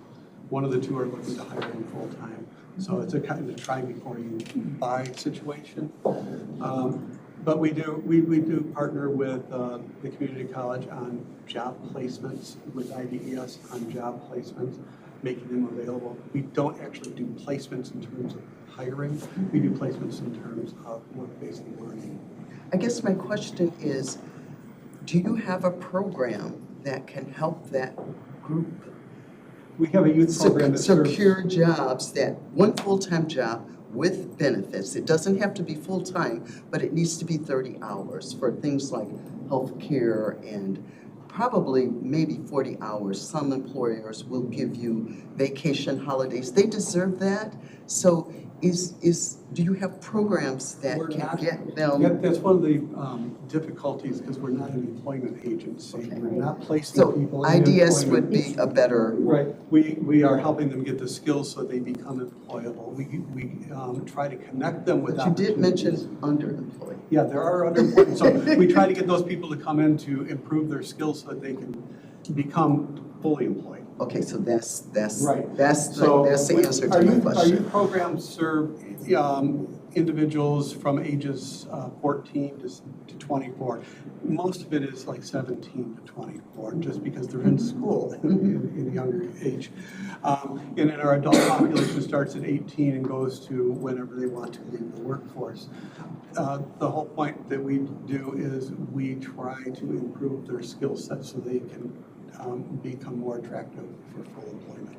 That's great. So between your group and IDS, they should be able to get those skills. We also work with a lot of the staffing agencies too. So we funnel some people through there if there's needs and opportunities for full employment. That's cool. Staffing also. Yeah. Thank you. I have a question about, and this may be a Carrie question, about the intergovernmental line item under revenues. Would that be their grant? That's our grant. Those are grants. So I guess my question would almost go to the many budgets that we have come before us that do rely on grant income. I didn't see anything on the ROE's budget for what she gets in for grants. I mean, is that? So ROE is a little different. Like when she was talking about her, the money from the state, that is completely separate from anything. So it's not considered a grant, it's just a, No, okay. and we don't track that. You didn't see the expenses for Diana herself. It was Right. paid by the state. Right. And her deputy. I just noticed it here and I noticed it on a few of the other ones, so. And this department is unique and kind of like CDBG where they're all grant funded. Yeah. A lot of them don't will exist see without a that certain- money. Yeah, Right. that's their We budget. pay our staff salaries, we pay our overhead, our occupancy costs, and all the tuition grants that we give to individuals and businesses to help. The staffing levels fluctuated a lot over the years as the federal dollars Yeah. fluctuate. It's just nice to see all the work, that the county is able to do on tax dollars that are brought back in. That was my question. Were there any other questions? I just wanted to comment. I think it's a great idea to talk to the congressman and, just twist us down a little bit. We're part of a working group of the Northeast Economic Development Region for these 7 workforce areas. And we regularly get in front of different legislators with it. But we're also part of the 22 Workforce Area Association, the Illinois Workforce Partnership. And we have monthly meetings with them, and we've had sit-downs. We've had Senator Durbin attend our meeting. We've hosted Representative Underwood. In our office, we had Representative Haltman come in a number of times. Sean Castan's come in. Joe Walsh has been in the office. So we do get foot traffic in where we can, and we encourage them to come to see what's happening actually in person. Well, we're very fortunate in McHenry County that we have 3 Congress people, 3 representing us: Schneider, Foster, and Schakowsky. Let's take advantage of that. Thank you for coming in. We certainly appreciate the work you do. Thank you. And before we do go, I wanted to say, after 20 more years, Peggy Sarbaugh is retiring. Today is her last day. Congratulations. She has been our fiscal manager. And Laura joined us about 4.5 years ago, Laura Hoyer, as her fiscal assistant. And Laura is stepping up tomorrow to be our fiscal manager. And Rebecca Castillo, who is part of our workforce training program and is going to school for accountant at MCC, has been interning in our program in our office. She is joining us tomorrow as the assistant to Laura. So. Wonderful. Congratulations. Congratulations. Welcome. Where's Alicia with that camera? Sure. So do we have a consensus to move forward? Yes. Thank you. Wonderful. Thank you. Thank you. Okay, next we have mental health. Thank you for joining us, Leo. Yes, thank you for having us. Yeah. Grab this before I forget it. So you all know me, Leanne is the Executive Director of the Mental Health Board. This is Melanie Duran. For all of you that may not know Melanie, she's our Fiscal Operations Manager. And again, we're happy to be here. I think this committee, among all other committees, important committees in the county, are really the committee that we report to. So, your voices really help, to really share the message to the rest of the board. So we really appreciate that. So thank you. Our slide deck, we have been in the midst of reviewing 100 funding applications. So the slide deck hasn't been updated. What we did was, I'm going to fast forward our orientation slide, which is usually our board members. And we do have a new board liaison, Carolyn, who started this week. And then we have our staff. And our staff we're fully staffed now. So this is our staff to the right here. And we're happy to, again, be fully staffed. But I'm going to be moving through this slide deck, which is just our overview and orientation, and really move right into why we're here. Regarding the $2.5 million budget increase that the mental health board is levy that the mental health board is asking.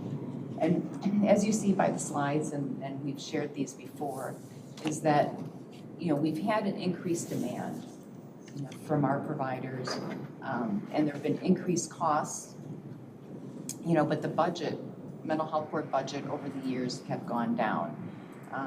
This graph depicts the amounts that have been requested in red against what was awarded in blue. And as you see, the red, we just have so much more demand from our providers over the years than we can support. And this has really come to a cost to McHenry County that, is shown on many different levels that we'll talk about later. So again, another thing that shows our budget over the years from 2006 to recent, the 2023 is the same as the 2022. Not sure why it didn't show up in the graph, but, and then our tax rates. So the association, yeah. Can I interrupt? I know you've got numbers here too, but can you do for me, and it might be impossible, but a percentage? My concern is, just so you get the underlying ask of the question, my concern is that more and more of these agencies are depending upon the mental health dollars to sustain their operations. So I was looking kind of more as a percentage. Are we still giving them the same overall percentage, or is that too decreased over time? Both. Oh, okay. Our funded agencies have been flat funded as a result of this over the years. And it's not necessarily agencies, it's programs within the agency. So we don't fund. Better delineation, Yeah, thank so you. we don't fund like any agency at 100%. However, within that agency, we'll have programs that we fund 100%. That if it wasn't for the mental health board supporting those programs and continually, and I'll show you, where we're at today in programs that we're continuing to support, that if we don't support those programs, they wouldn't exist. And they're vital programs in our community. So they're not necessarily agencies, but it's programs within those agencies that we're supporting. So again, our tax rate, mental health tax rate has gone down. It's been much higher in the past, and it's really come to a cost. We support a lot of agencies. I just highlighted two, which are county.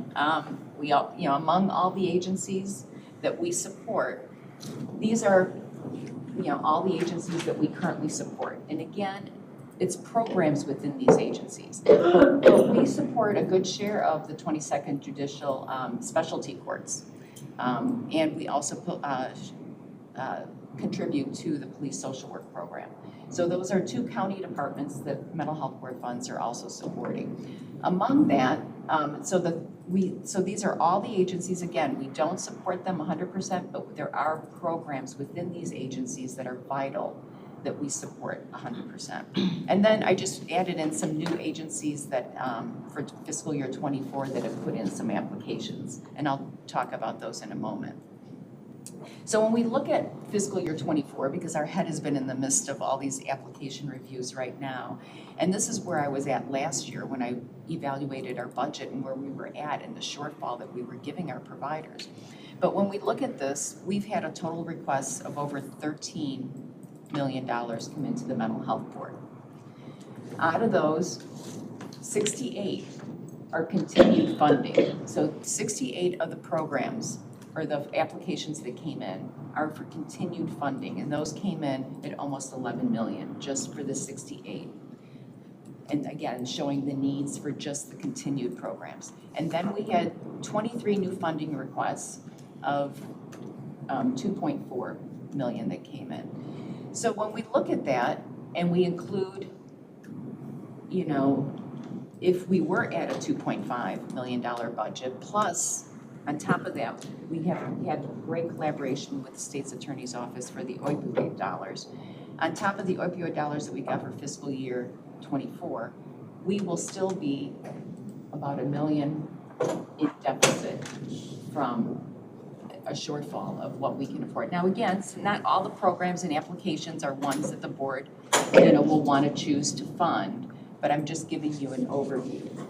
Yes, Pam? Do you have and it's kind of again a softball question, Leo, but do you have a matrix that determines the success ratio of the programs that we are funding or that would go away without the funding? Is there some kind of, rubric that says that, X amount of people, these were served, these, continue successfully in the program or leave the program? I mean, is there some kind of evaluation that gets done on the program? Not through the application, but on that program? On that program. So I'll try to answer your question. The programs, all the programs go through an audit process. So they are evaluated, they're audited every year at least once. So all the programs do go through an auditing process. Auditing for finances? Auditing. That's why I'm asking, clarify. No, not necessarily auditing auditing that the funds that we gave were utilized for the purposes, but they're auditing on several features. Whether it depends on the program, but also, did they have the number of staff, the employees, did they do the service, did they do the work that in their work plan they were contracted to do. So we go through all that, review,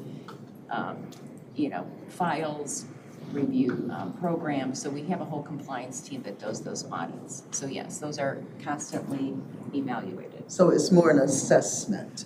You look at where you gave the money and how it was used. Did they do with it what they said they were going to do? You're assessing that.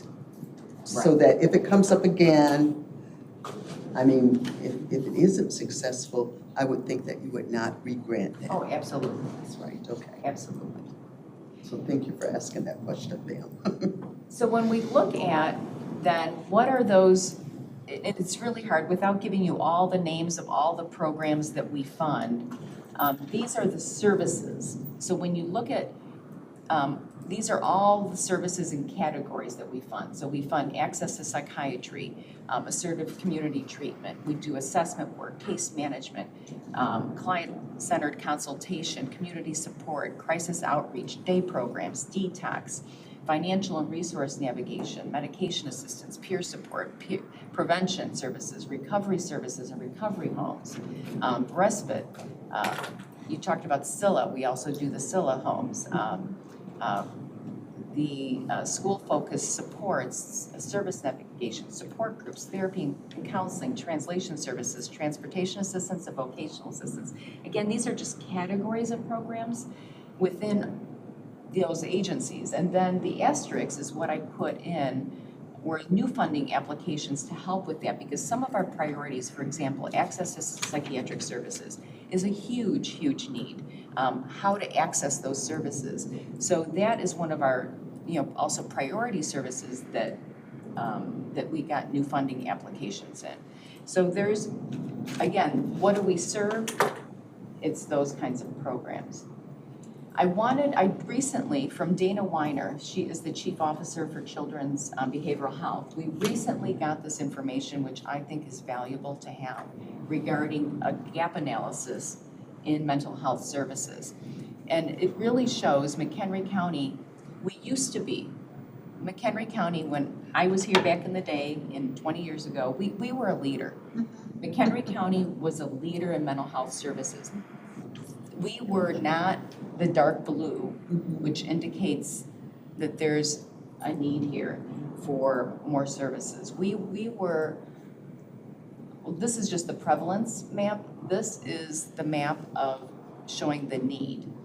That the red marks are showing the need in mental health and the number of programs. And when you look at our collar counties, we were ahead of the game. We were providing more services to more of our residents years ago than we are today. We have fallen behind. We have Kane County, Lake County, Boone County, and even Winnebago County that are providing more services to their residents than we're able to provide in McHenry County. We have fallen behind, and this is related to children's behavioral health needs as well. And that's when we look at this the 23 new funding. I wanted to come back to this children's analysis because we do have a gap in children's services. So I wanted to focus some of our 24 new funding, for instance. People ask, what is some of the new funding going for? Well, some of it is child psychiatry, child and adolescent psychiatry. We have an application that came in for a child and adolescent psychiatrist. Yes, we want to support that. We have another application that came in for a community support team for youth. Yes, we want to support that. We have another one for student assistance program in the schools. Again, this is just examples of some of the new funding. Yes, we want to support that to do assessments. The schools are asking for help for students who they think are under the influence or have substance use issues. We want to support that. A clinical navigator, again, that's another piece for the schools. We want to support positions like that. And then we have another program who have been listening to the gaps in services about child and adolescent psychiatry and want to bring in more child and adolescent therapists. when we look at the map here, a lot of what happened back in the day, we lost family services, huge agency in McHenry County. We lost Youth Service Bureau, another huge agency in the county. Those agencies have never been replaced. There is a strong need for us to build what we used to have and to build that back up, including we don't have a child and adolescent psychiatry or psychiatric unit in the county. That, again, would be a long-term goal to work with because that takes a lot of planning.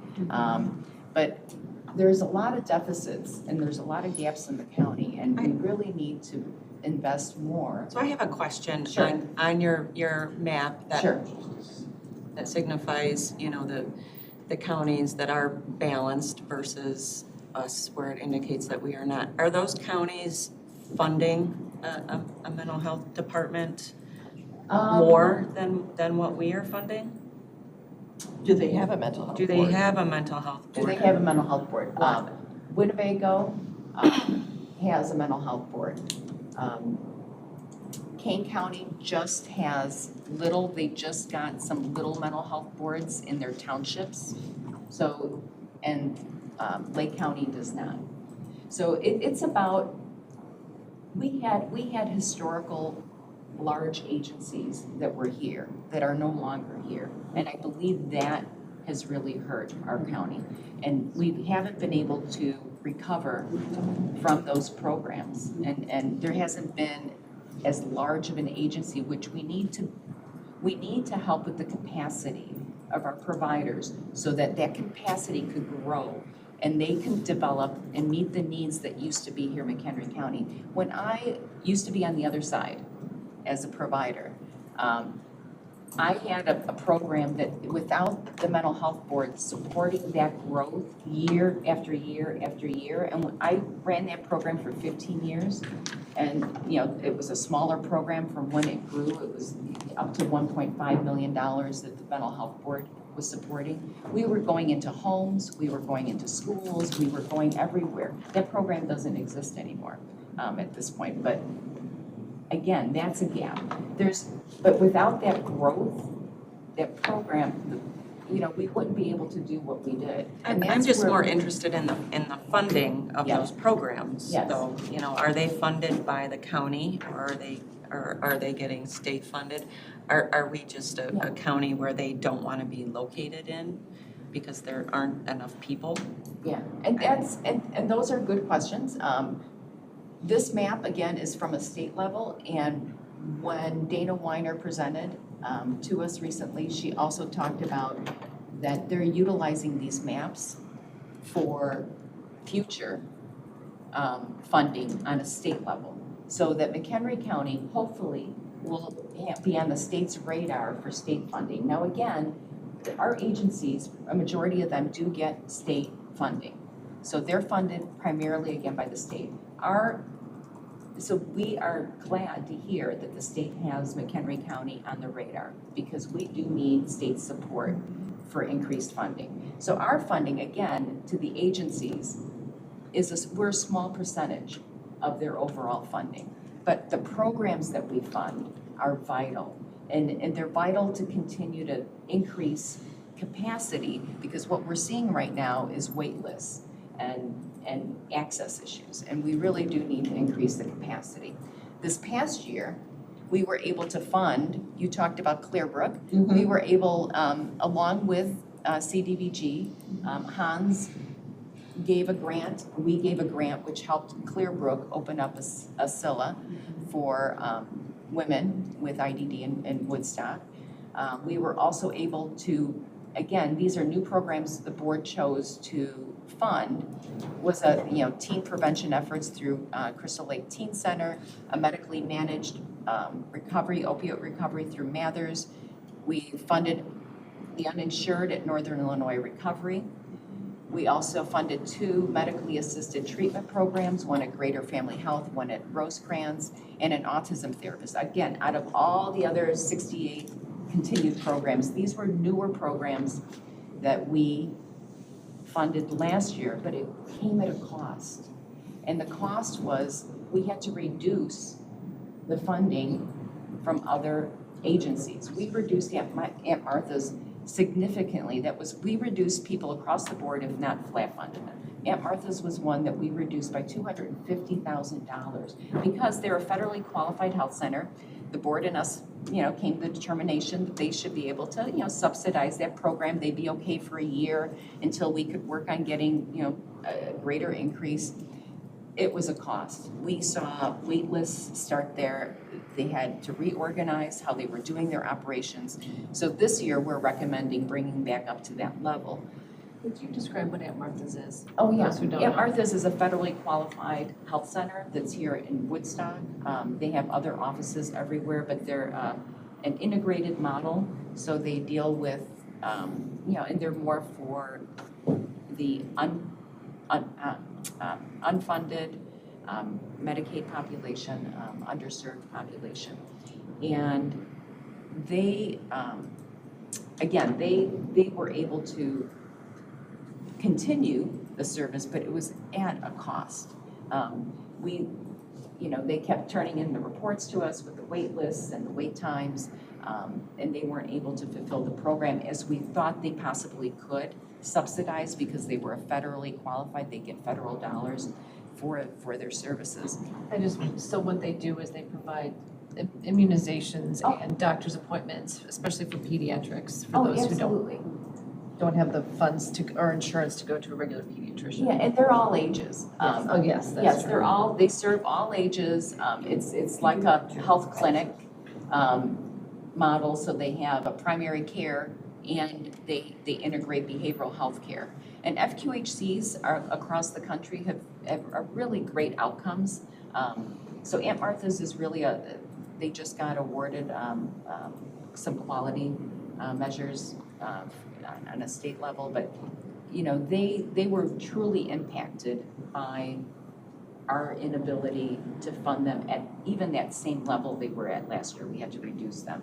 We reduced, again, other providers in order to fit some of these new programs that the board wanted. And these weren't all the programs that obviously came in. And I showed you the handful of ones that for 23 or 24 that, we believe are a priority, but can we make it fit into our budget? And for 23, I also wanted to say that we also had the collaboration with the state's attorney's office and county on the opioid settlement funds. And we did award, which is very helpful, we did award this past year to 3 providers, Northern Illinois Recovery, Live for Lolly, and New Directions, received a portion of the dollars that, or the 215 and 373 that we got, or $215,393 that we got earlier in the year, and we've received 9 applications for fiscal year 24. And the fiscal year 24 for the opioid is $529,000. So just in the opioid, that those 9 applications, just alone in that, came up to close to $2 million. Excuse me, Leo. Yeah. Are those applications new programs from existing agencies? For the opioid? Yeah. The opioid, let's see, the 3 new ones, they were, Northern Illinois Recovery some of it was for the uninsured. Okay. So they came in and asked for more dollars because our levy dollars they were utilizing. And then the others, again, were support for their current program. So it's currently supporting that. What we asked this year for the 9 applications that came in for the opioid dollars, we told them, please also submit into our levy fund, because if you put it in one pool, and we're glad we did this, it was almost $2 million in that pool with only $529,000. But what I'm asking is, Yes. are those new programs from existing agencies here in McHenry County? Yes. Or are those new agencies? No. Okay, so they're just new programs. They're expansions of existing Thank you. Yes. That's it. Okay, they're Yes. expansions of existing programs. Yes, yes. And as I was saying, So we told them to, this year, not only put it in for the opioid dollars, but also put in the duplicate application. That's why we have 100 applications, but 91 are unduplicated into our levy dollars, because we want to make sure that if we can't support them here, we don't want them to all think, oh, there's opioid dollars, let's put it in this opioid pot, and then their program not be supported at all. So we asked them to please submit applications in both so that we can make a decision. And that opioid dollars really has been helpful. I can't thank the state's attorney and the county enough for letting us administer those dollars, because that's helped, but it's not the answer. You know, it's not, we're still in a deficit.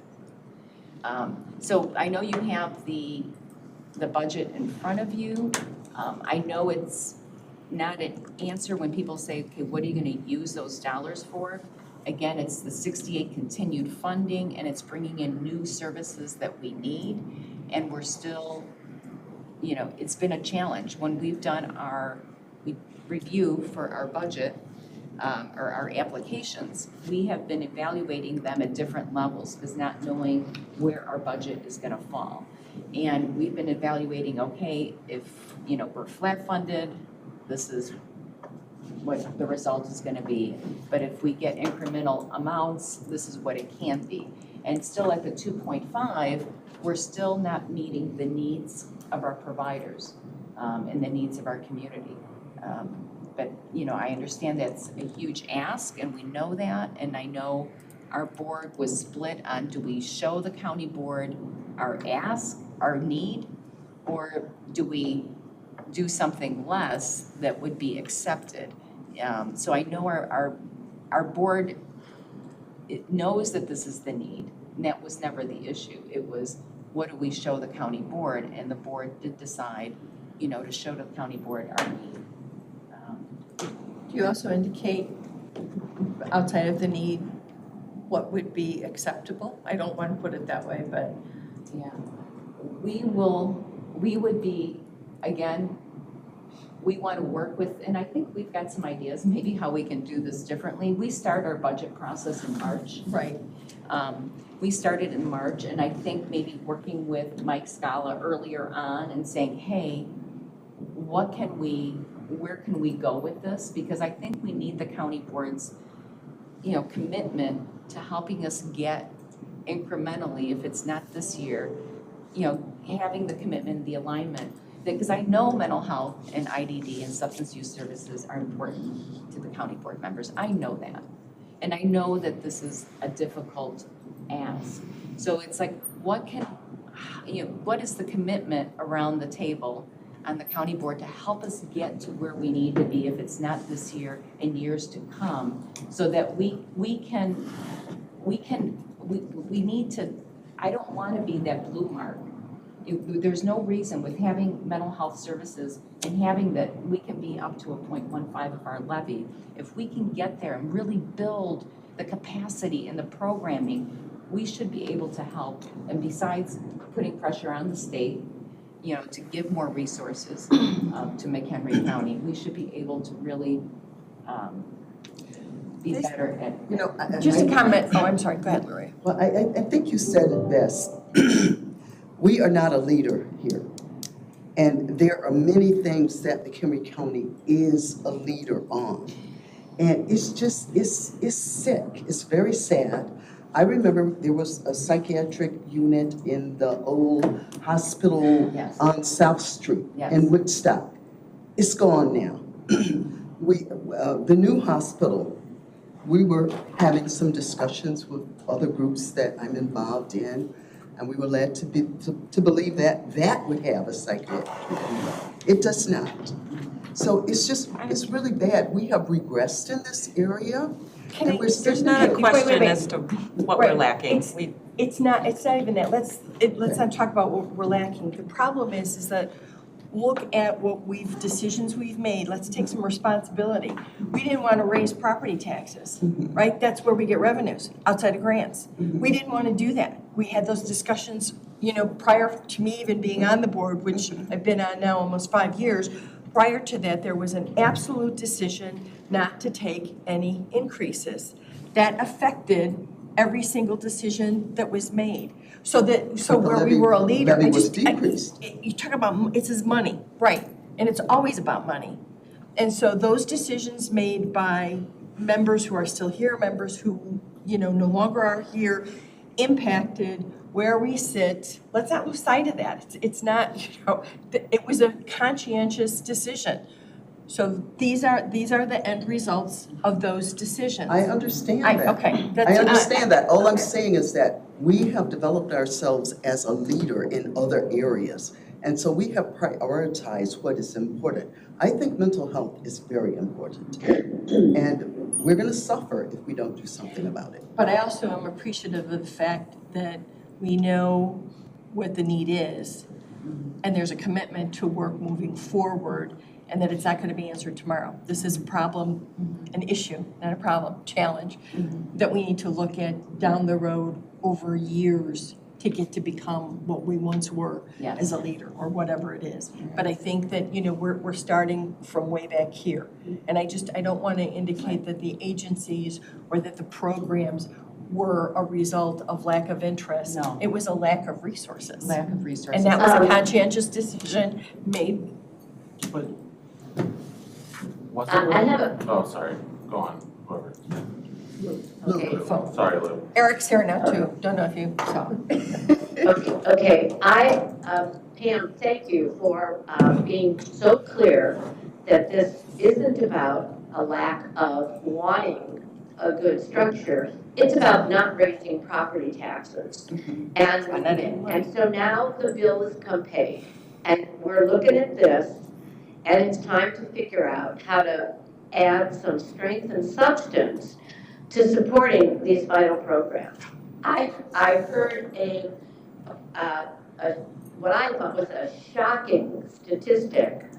I've met with executive directors, and one ED said, in FY18, there was one therapist for every 200 residents. Today, it's one therapist, if you can find them, for every 600 residents.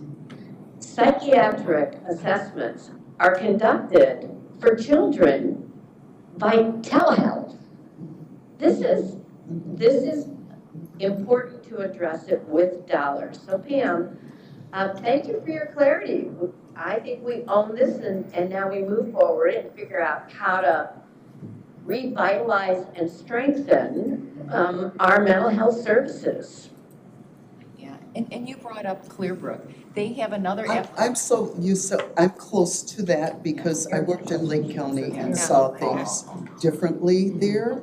So I would just like for us to be a leader in that. Well, and you know what, and I just want to preface that we are a leader regarding mental health services, and we are a leader regarding the services that we provide and the dedication and the providers that are in this community and the ones that we fund. We are a leader in that aspect, but we are not a leader in overall access and services that we're giving to our residents. So we have quality services, we need to build on them, we need to bring more in. I can't negotiate having an inpatient psychiatric unit and helping support any of that without any, we can't even, one of our board members said, well, is that realistic for us to put on our strategic action plan, because for us to even explore that if we don't have the dollars to do that. And in this fiscal year, we have to make tough decisions. Clearbrook put in another SILA recommendation, which is a capital among all the others we might not be able to support this year. We have Pioneer Center, who I'm so happy put in for a transitional youth group home, transitional youth, which is so needed, and I'm not sure we're gonna be able to support them. I know the capital programs will be the last among the services to be looked at. And those are things that we need, and we won't be able to support things like that. So, I'm asking for, as much as we can get on the mental health board budget this year, and to work together to help us get to where we need to get up to our levy amount, the 1.5. Eric, did you have a question? Well, I guess Pam and I were talking about it, but. If you couldn't tell. My Do you question, have something you want to share with the class? well, no, my question was, Good question. we had, in fiscal year 2021, I'm looking at the budget that was provided, the revenues and expenditures. There's 10.5 million allocated roughly in revenues, and then there's 9.4 million in expenditures. So that's 1.1 million, I assume, that got carried forward is it the next year fund balance? Yeah, so what, do we have the slide on the fund balance? Ah. Perfect. I knew there was a slide missing. So yeah, what happens, I'll answer your question. So I don't know if you want to answer this? So just in reference to 21, the reason our expenses were so low that year was COVID. IDD was not allowed to provide services, so we could not pay them for the service we had contracted for. We had to cut back in the amount of therapy services and, while everybody adjusted to COVID. Right. So that is why we kind of had extra money at the end of that year. We had planned to use it all, we had allocated it all. Our agencies just could not function. So where did it went into the fiscal year 22? Well, basically, it went into our fund balance, and in 22, we budgeted to use $900,000 in fund balance, and we were still in recovery, so we weren't able to do that. So then now in fiscal year 23, we're using $900,000 in fund balance, and we are looking like we are going to use that full amount of the fund balance we were budgeting for. And then in 24, we're planning on using another $1 million in fund balance. So that 1.9, that's how much roughly is in the fund balance currently? The 2.4 is what's currently in the fund balance after we take out our 5-month reserve.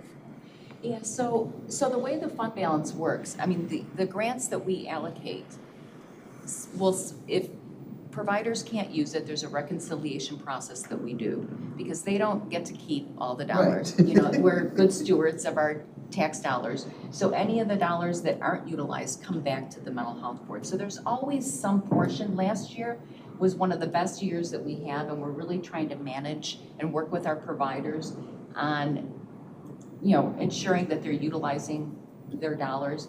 Last year was the best year we had with our reconciliation process, where we had about 21,000 come in through the reconciliation process, which was one of our lowest amounts.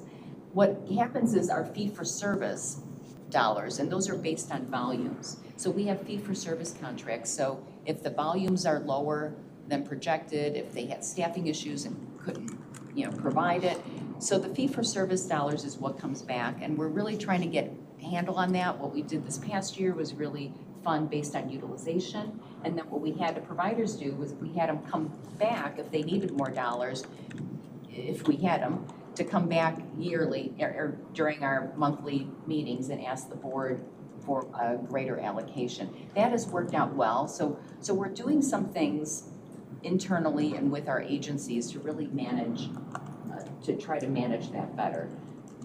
So I guess just a quick follow-up then.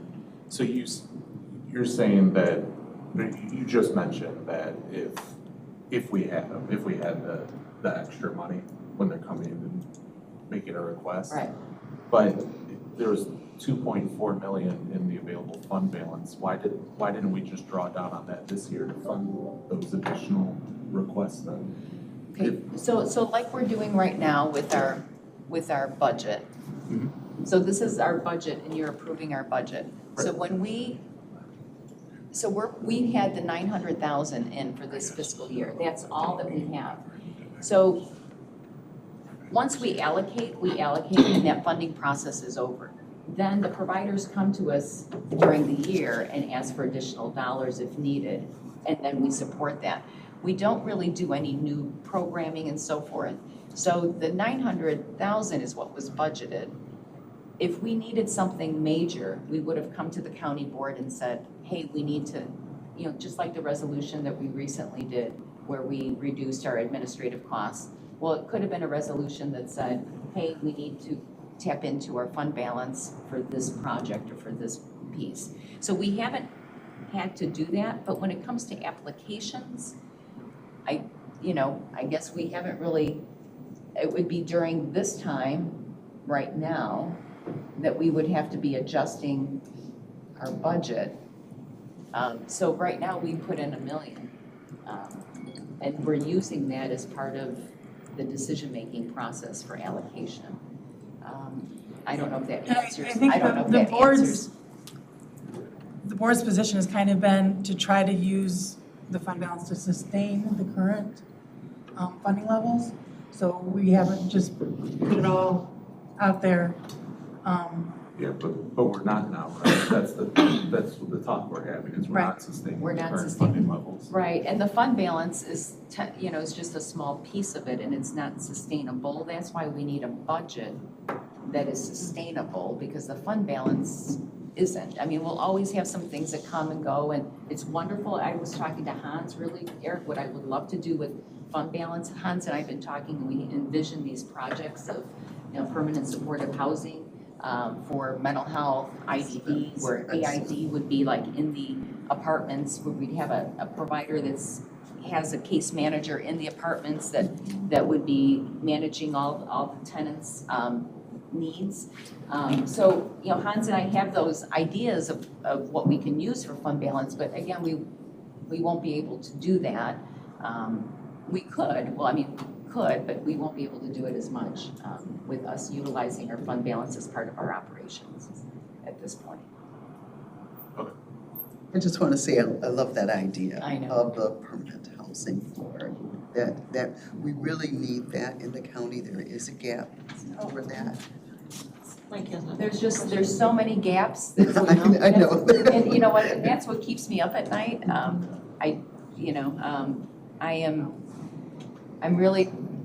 We are so fortunate in McHenry County, truly fortunate to have the quality services that we have. We just don't have enough, and we need to build the capacity and bring in bigger players so that we can have something like we did a community mental health center like Family Services, to have a huge child and adolescent agency like Youth Service Bureau.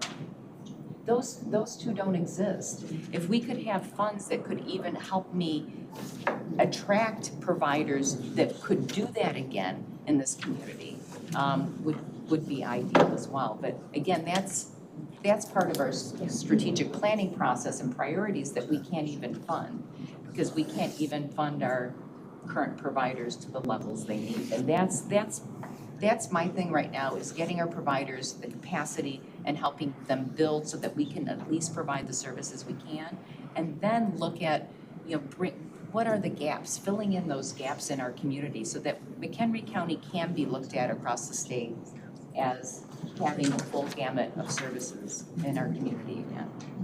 Mike had a question. So the $2.4 million that we didn't fund in the current year. Overfund, well. In the current year? So we have $2.4 million that we said we couldn't fund.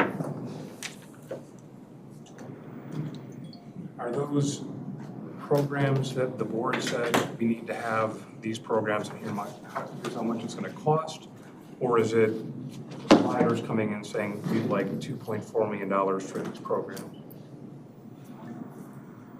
Well, at this point, though, the 2.5 is just getting us to meet the capacity of the current providers where they're at and their requests. And again, the requests aren't, they're not unreasonable. When you look at what's needed, what is needed, I mean, if we're flat funding somebody and year over year, there's increased costs and increased demand, and they're providing more services, we're not keeping up with the pace. So it's what they're requesting for the most part. I mean, we look through the budgets and we look through them, but for the most part, they're very realistic. They're not padded. They're not. Staffing's a huge issue. No. I mean, we talk about, if you'll let me, just. Sure.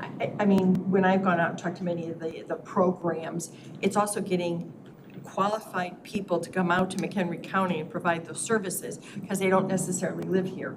And so, and our salaries aren't competitive. I mean, that's one big, huge issue. So it's always an ask every year to meet that need, to get the people that they need to fulfill the programs. And also, it's one of the reasons why you also see not just COVID, but even just in general, they budget for X amount of people and they never find them. We're still looking, I mean, we're still looking at public health. It's been over a year for a deputy nurse. We can't find them because the private sector is so much better.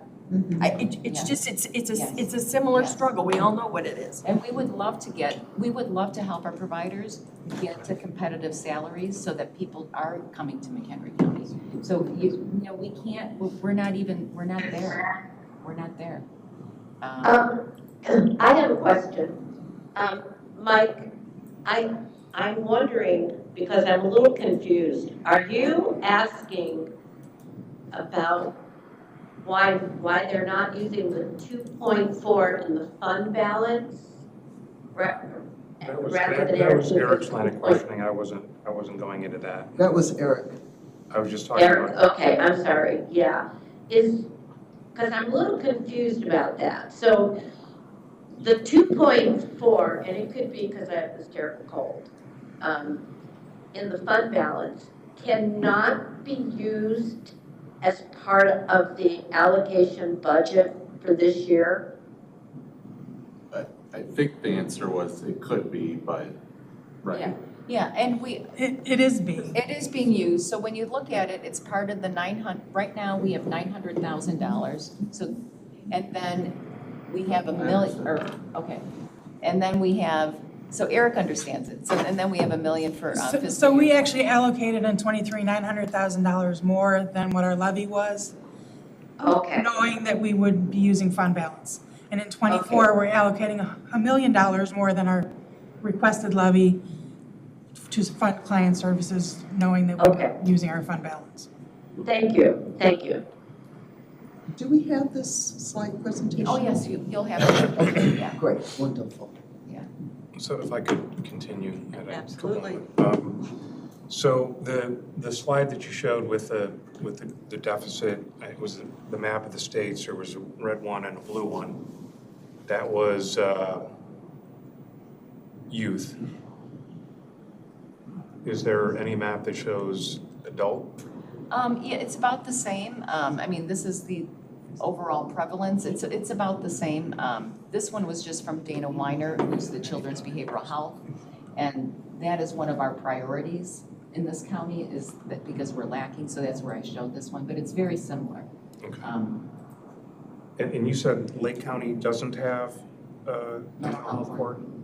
Cook County? Does not, or does? There are portions. There's townships that have There's them. townships that have it. They don't have a 708 board. There's townships that. D has it. But not for the county. Right. Okay. Right. So within the state statute, the 708 boards, does the mental health board have the ability to apply for grants? Yes, we can apply for grants, and we put a grant writer in our budget for this year.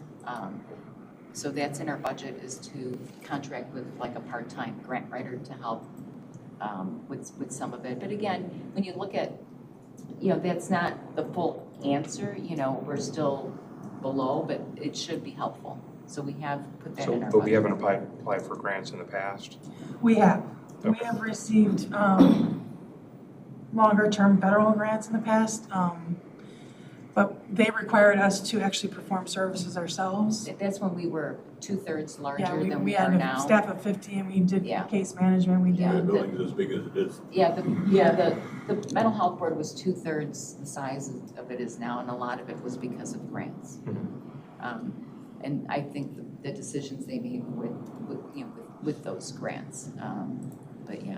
There's always, I mean, grants are great, and we always throw that out there, but sometimes they have really icky strings and tentacles attached to them. They And work that was free money. Right, it's never ever free funds. And then again, too, your point that you started, absolutely correct. They can apply for some grants and some they can't, because it's basically a government unit that prohibits them from going after some private monies. Right. Anything that's sustained by tax dollars. So they don't always have access to everything you think they may. Yeah, and under the Community Mental Health Act, where we can provide services ourselves as like a startup, but we're supposed to then, after 2 years, push it off to another, Yes. right, to another. Another program or, yeah. Right.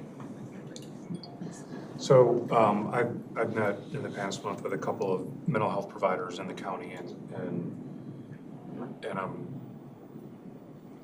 maybe this is outside of budget, but if I can have a minute to board down Everybody a else road. has, so. Okay.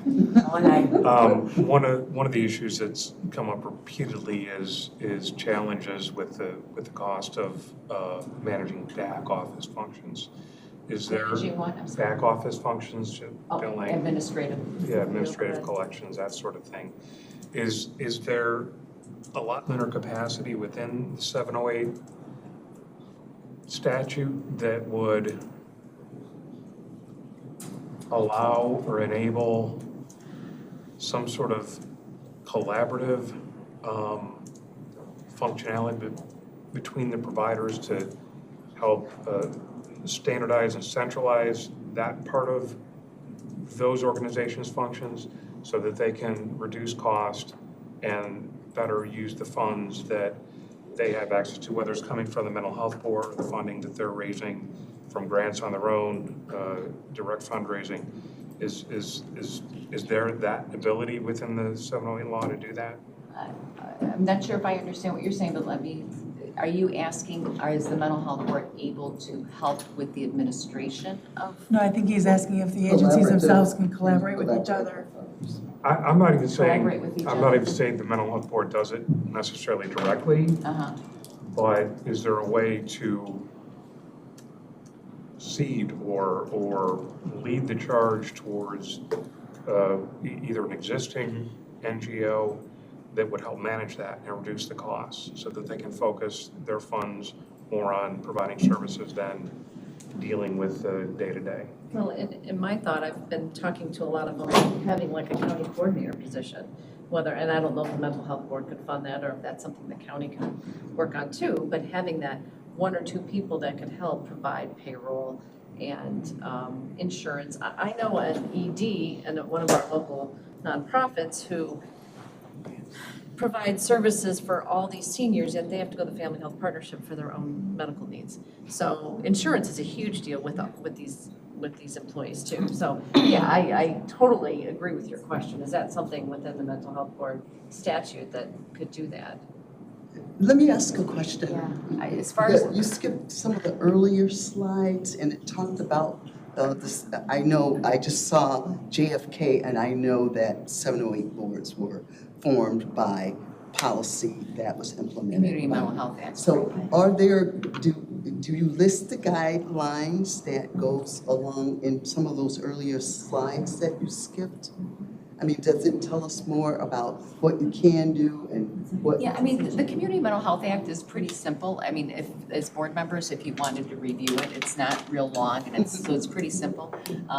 Yeah, as far as what you're asking is, and I'm trying to understand it, Mike, is can we? It's not our job. Can we provide? I mean, it isn't. I'm gonna No, jump in. It's not the mental health board job to, you know what I'm saying? It's not gonna be a priority. It's a great idea. It would be a And maybe we do that with shared services. I know. I mean, I'm just. It's definitely a discussion that's Stay in our come up on our lanes. board, where we've talked about some of these smaller outreaches, working together to, working together or even combining to become one. But unfortunately, we don't have the authority to tell them they have to do that.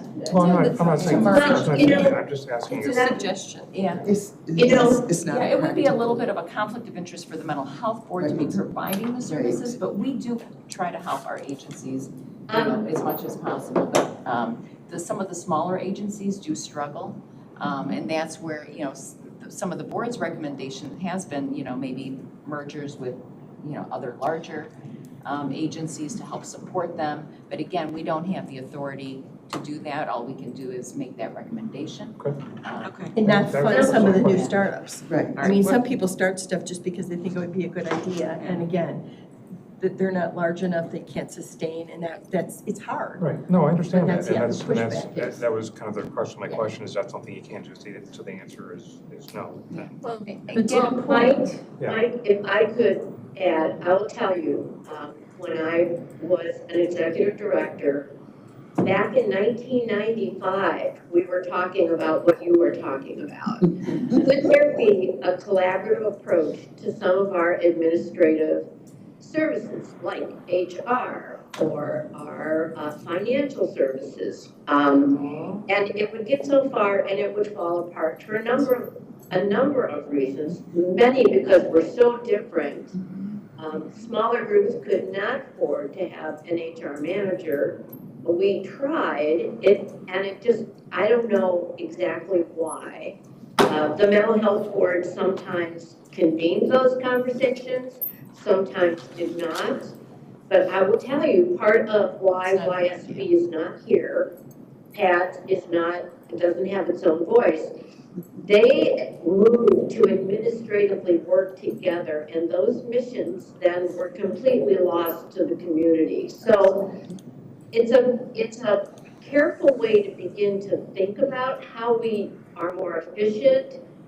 But when we do that, losing those missional voices, like there isn't a voice really that is completely dedicated to youth since the Youth Service Bureau has disappeared. And that's a danger. So we've been talking about that for 30 years, they've been talking about that. And Mike, to answer your question, there is in the slide deck about all the other mental health boards. And the ones that have the dots, the red dots, are the newer boards that were just recently passed by referendum. But as you can see, there are 708 boards in a majority of the counties.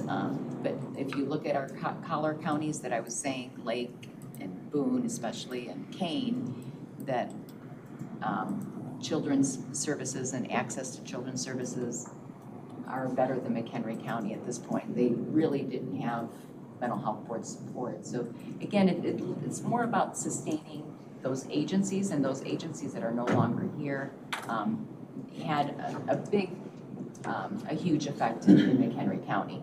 And it's really getting that back up, and it's gonna take, that's part of our strategic action planning for the future, is how can we bring those, a bigger service like a community mental health center back in McHenry County that serves both adults and youth. Any more questions regarding their budget?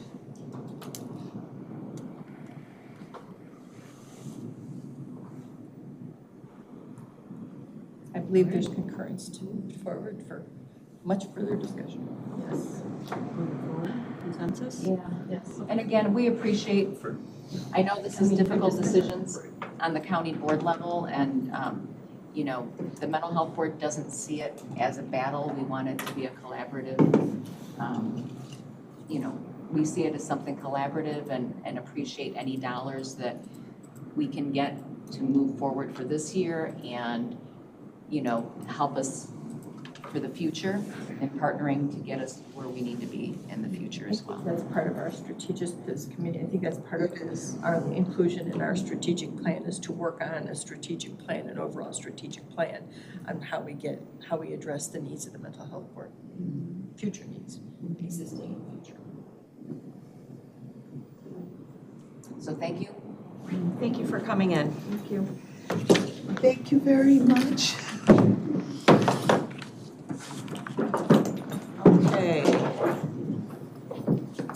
See, nothing under old business. Item 9, we don't have any presentations. So we'll move on to reports. And the workforce housing. Lou, do you care if I do it real quickly?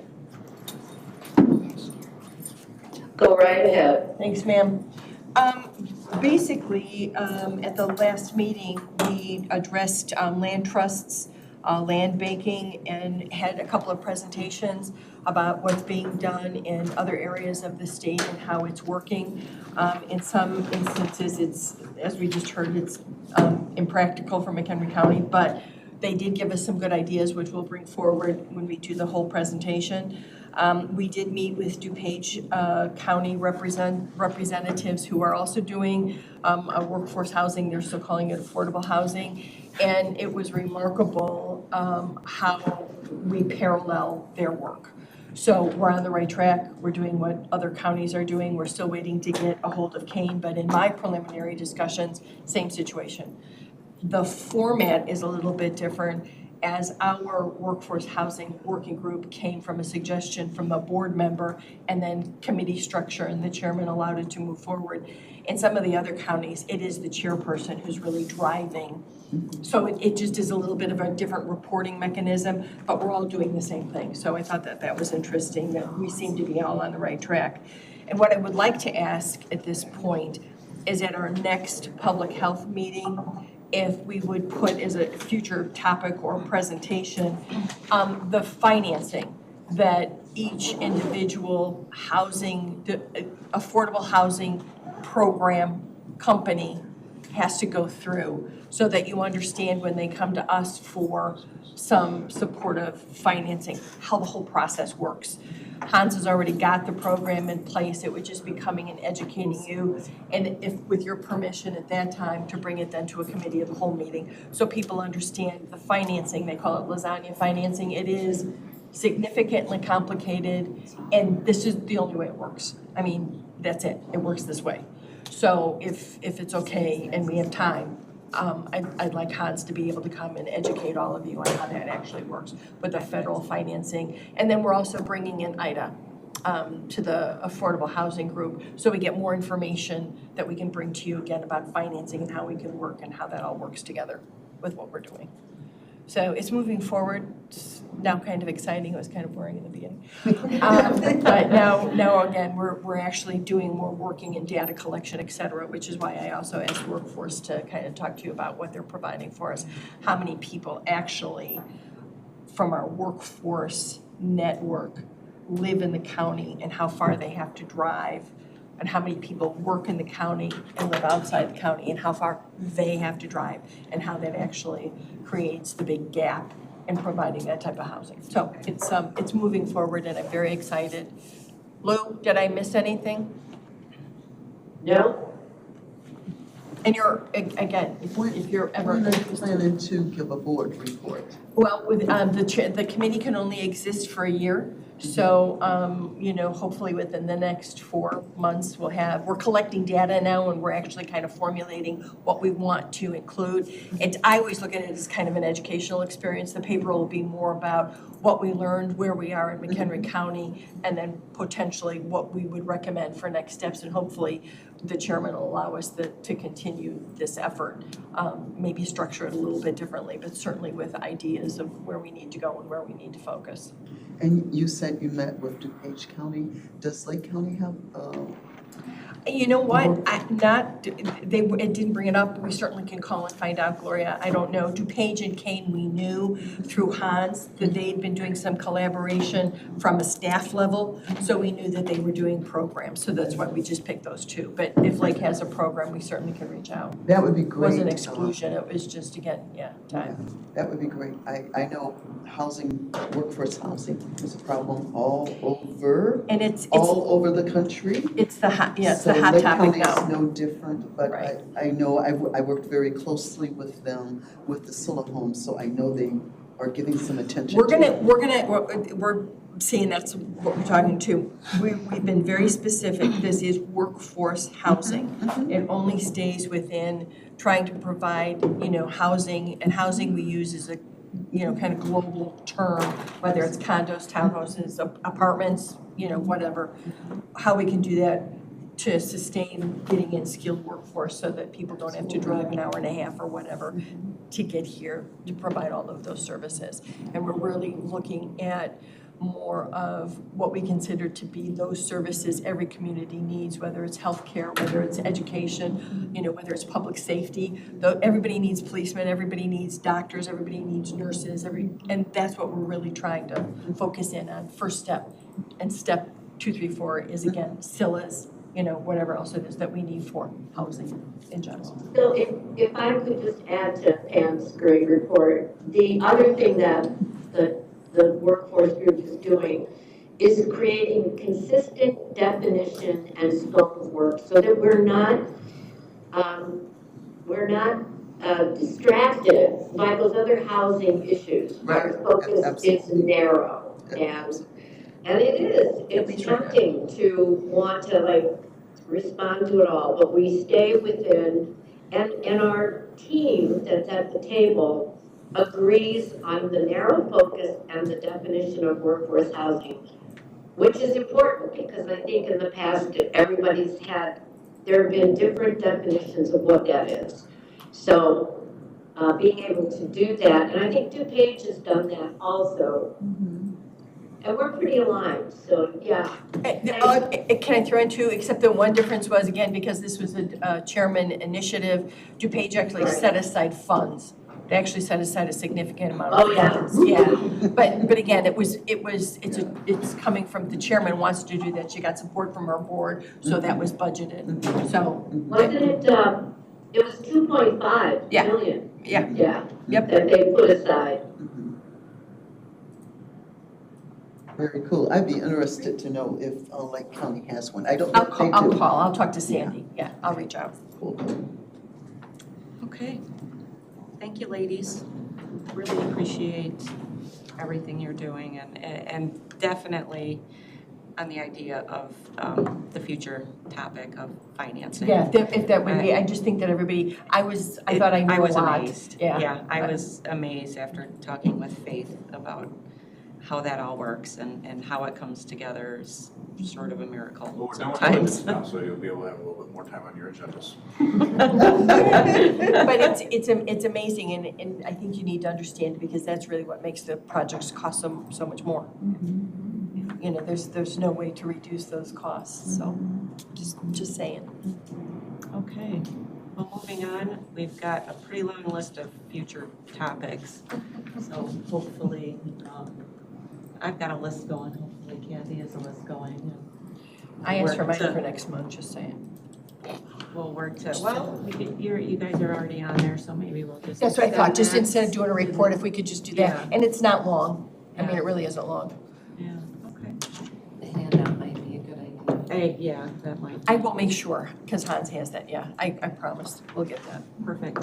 So I don't see any need for executive sessions. Could I get a motion to adjourn? And second. We got 2 seconds. Kelly and Gloria, thank you.